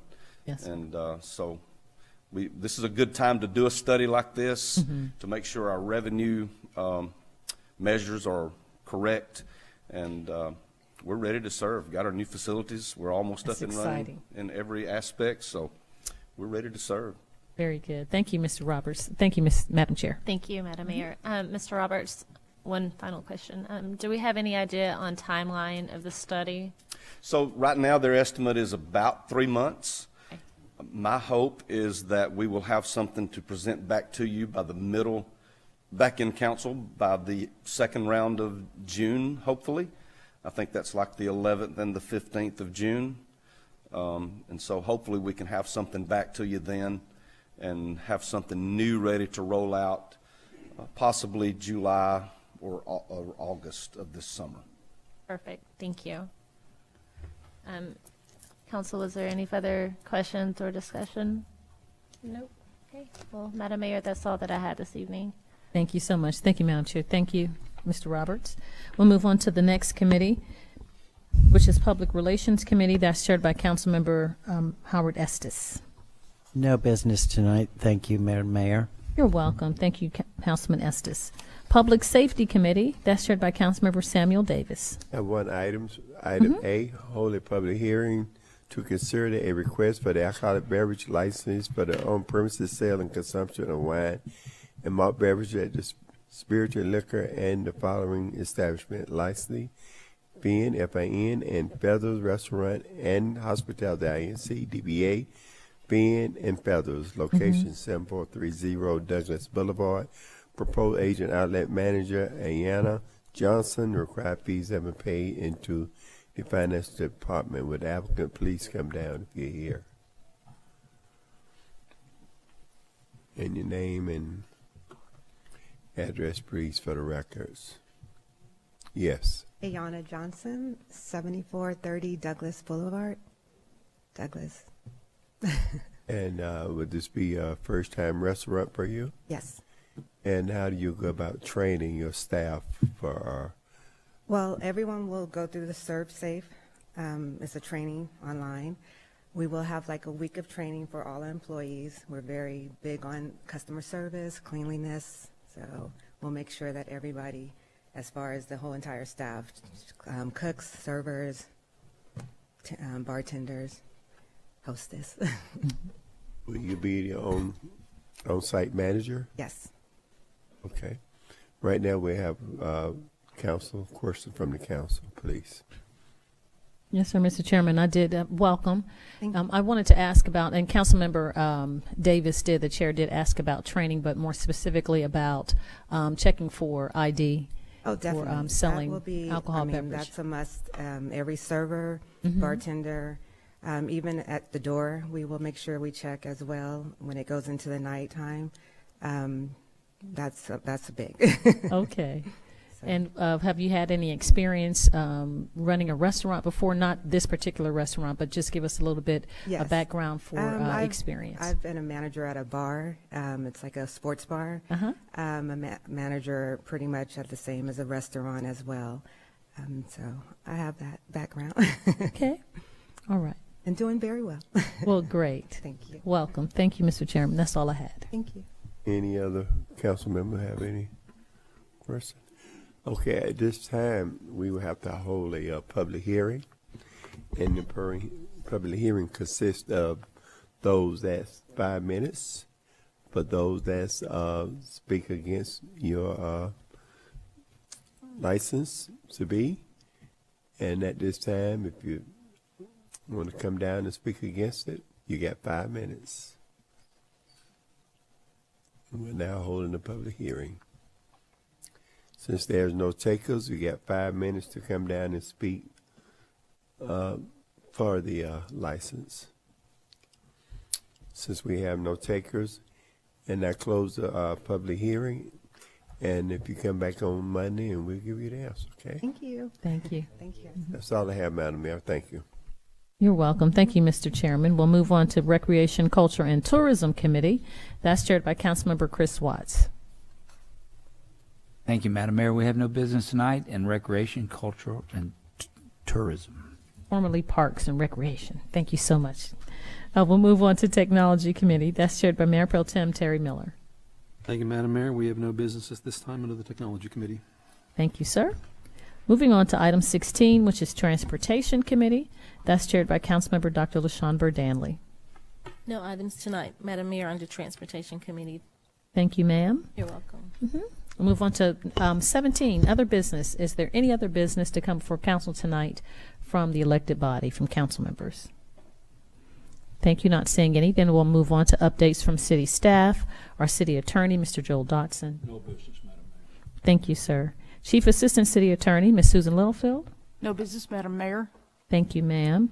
That's not the chief, that's Mr. Detmering. How are you? I'm well, thank you. We have no business either. From the Police Department. Thank you so much, sir. The City Manager's Office, Assistant City Manager, Ms. Chelsea Jackson. Just want to remind you all that City Manager, she is in Athens at a board retreat for the Georgia City County Managers Association, where she is currently serving as President-elect, as well as next week, myself and Ms. Hampton will be out the 4th through the 6th. We will go to ICMA Regionals, which is the international conference, but it'll be held in Durham, and she will be there serving as President-elect, and I'll be there serving as a speaker. But if you need us, we will be available by text, phone, voice, anything. No, I've already texted her several Yes, times email. today. She responds. We're always responsive to you all. That's all. Thank you so much, Ms. Chelsea. Are there any staff reports? Any staff reports, Ms. Chelsea? No, ma'am. Okay. Any comments from citizens and delegates? The floor is open now. If you'd like to speak to us, you have 5 minutes. You are welcome to come forward to the podium, give your name and address for the record, and you can talk to us for 5 minutes on any topic germane to city business. Okay. It's quiet. It's just observers tonight. All right. Well, if we don't have any other business, then this meeting is adjourned.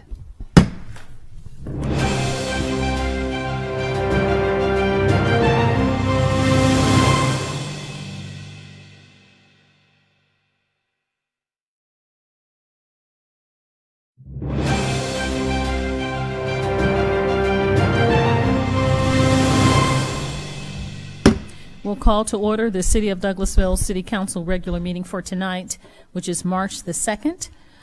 Our invocation will be done by our outreach coordinator, Mr. Aaron Sarowitz, and after that, our Pledge of Allegiance will be led by the Mayor Pro Tem Terry Miller. Please stand for the invocation.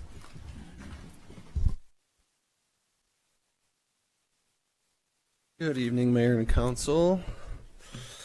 Let's bow our heads and pray. Loving Heavenly Father, we acknowledge your holy presence tonight. We thank you for being our infinite source of peace, love, and wisdom. We know that your Holy Spirit guides us and directs us. Your love enfolds and illuminates us.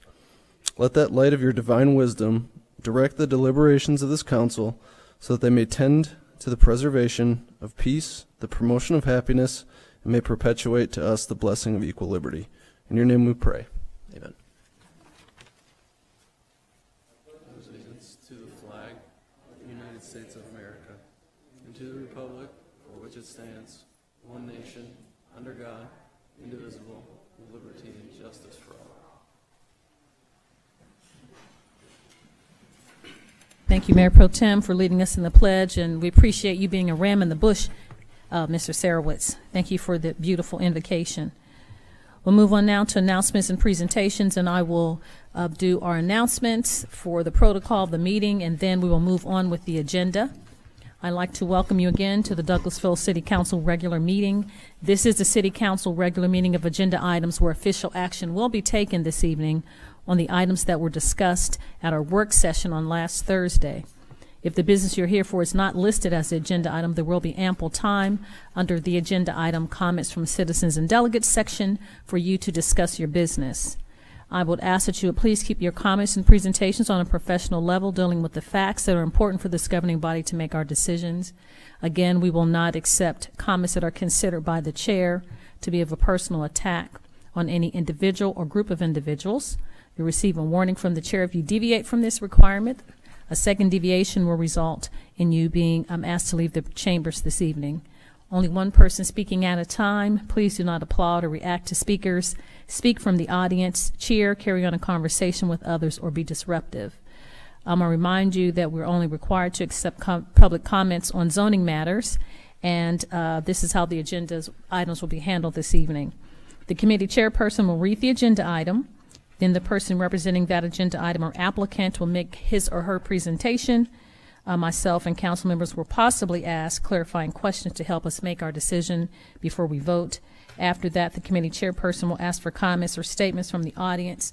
There's a maximum of 30 minutes for each agenda item. For zoning, 30 minutes for the public hearing, 5 minutes for those to speak in that 30-minute time frame, 30 minutes for those in favor of the item, and 30 minutes for those in opposition. And each person has 5 minutes to speak. When you come to the podium, please give us your name and address for the record. And you'll have 5 minutes. Again, there is a form that you should have filled out if you want to talk and address us on that table outside, and you would fill that out and hand it to our city clerk, Miss Vicki Acker, to my right. Each person has one opportunity. This is not a debate format or question and answer. We're just here to receive your information and take it under consideration and advisement. If you have any printed material, please hand that to our city clerk. Okay. Let's see. If you have electronic devices, please put those in silent mode so they will not be disruptive during the meeting, and we'll be able to move on with the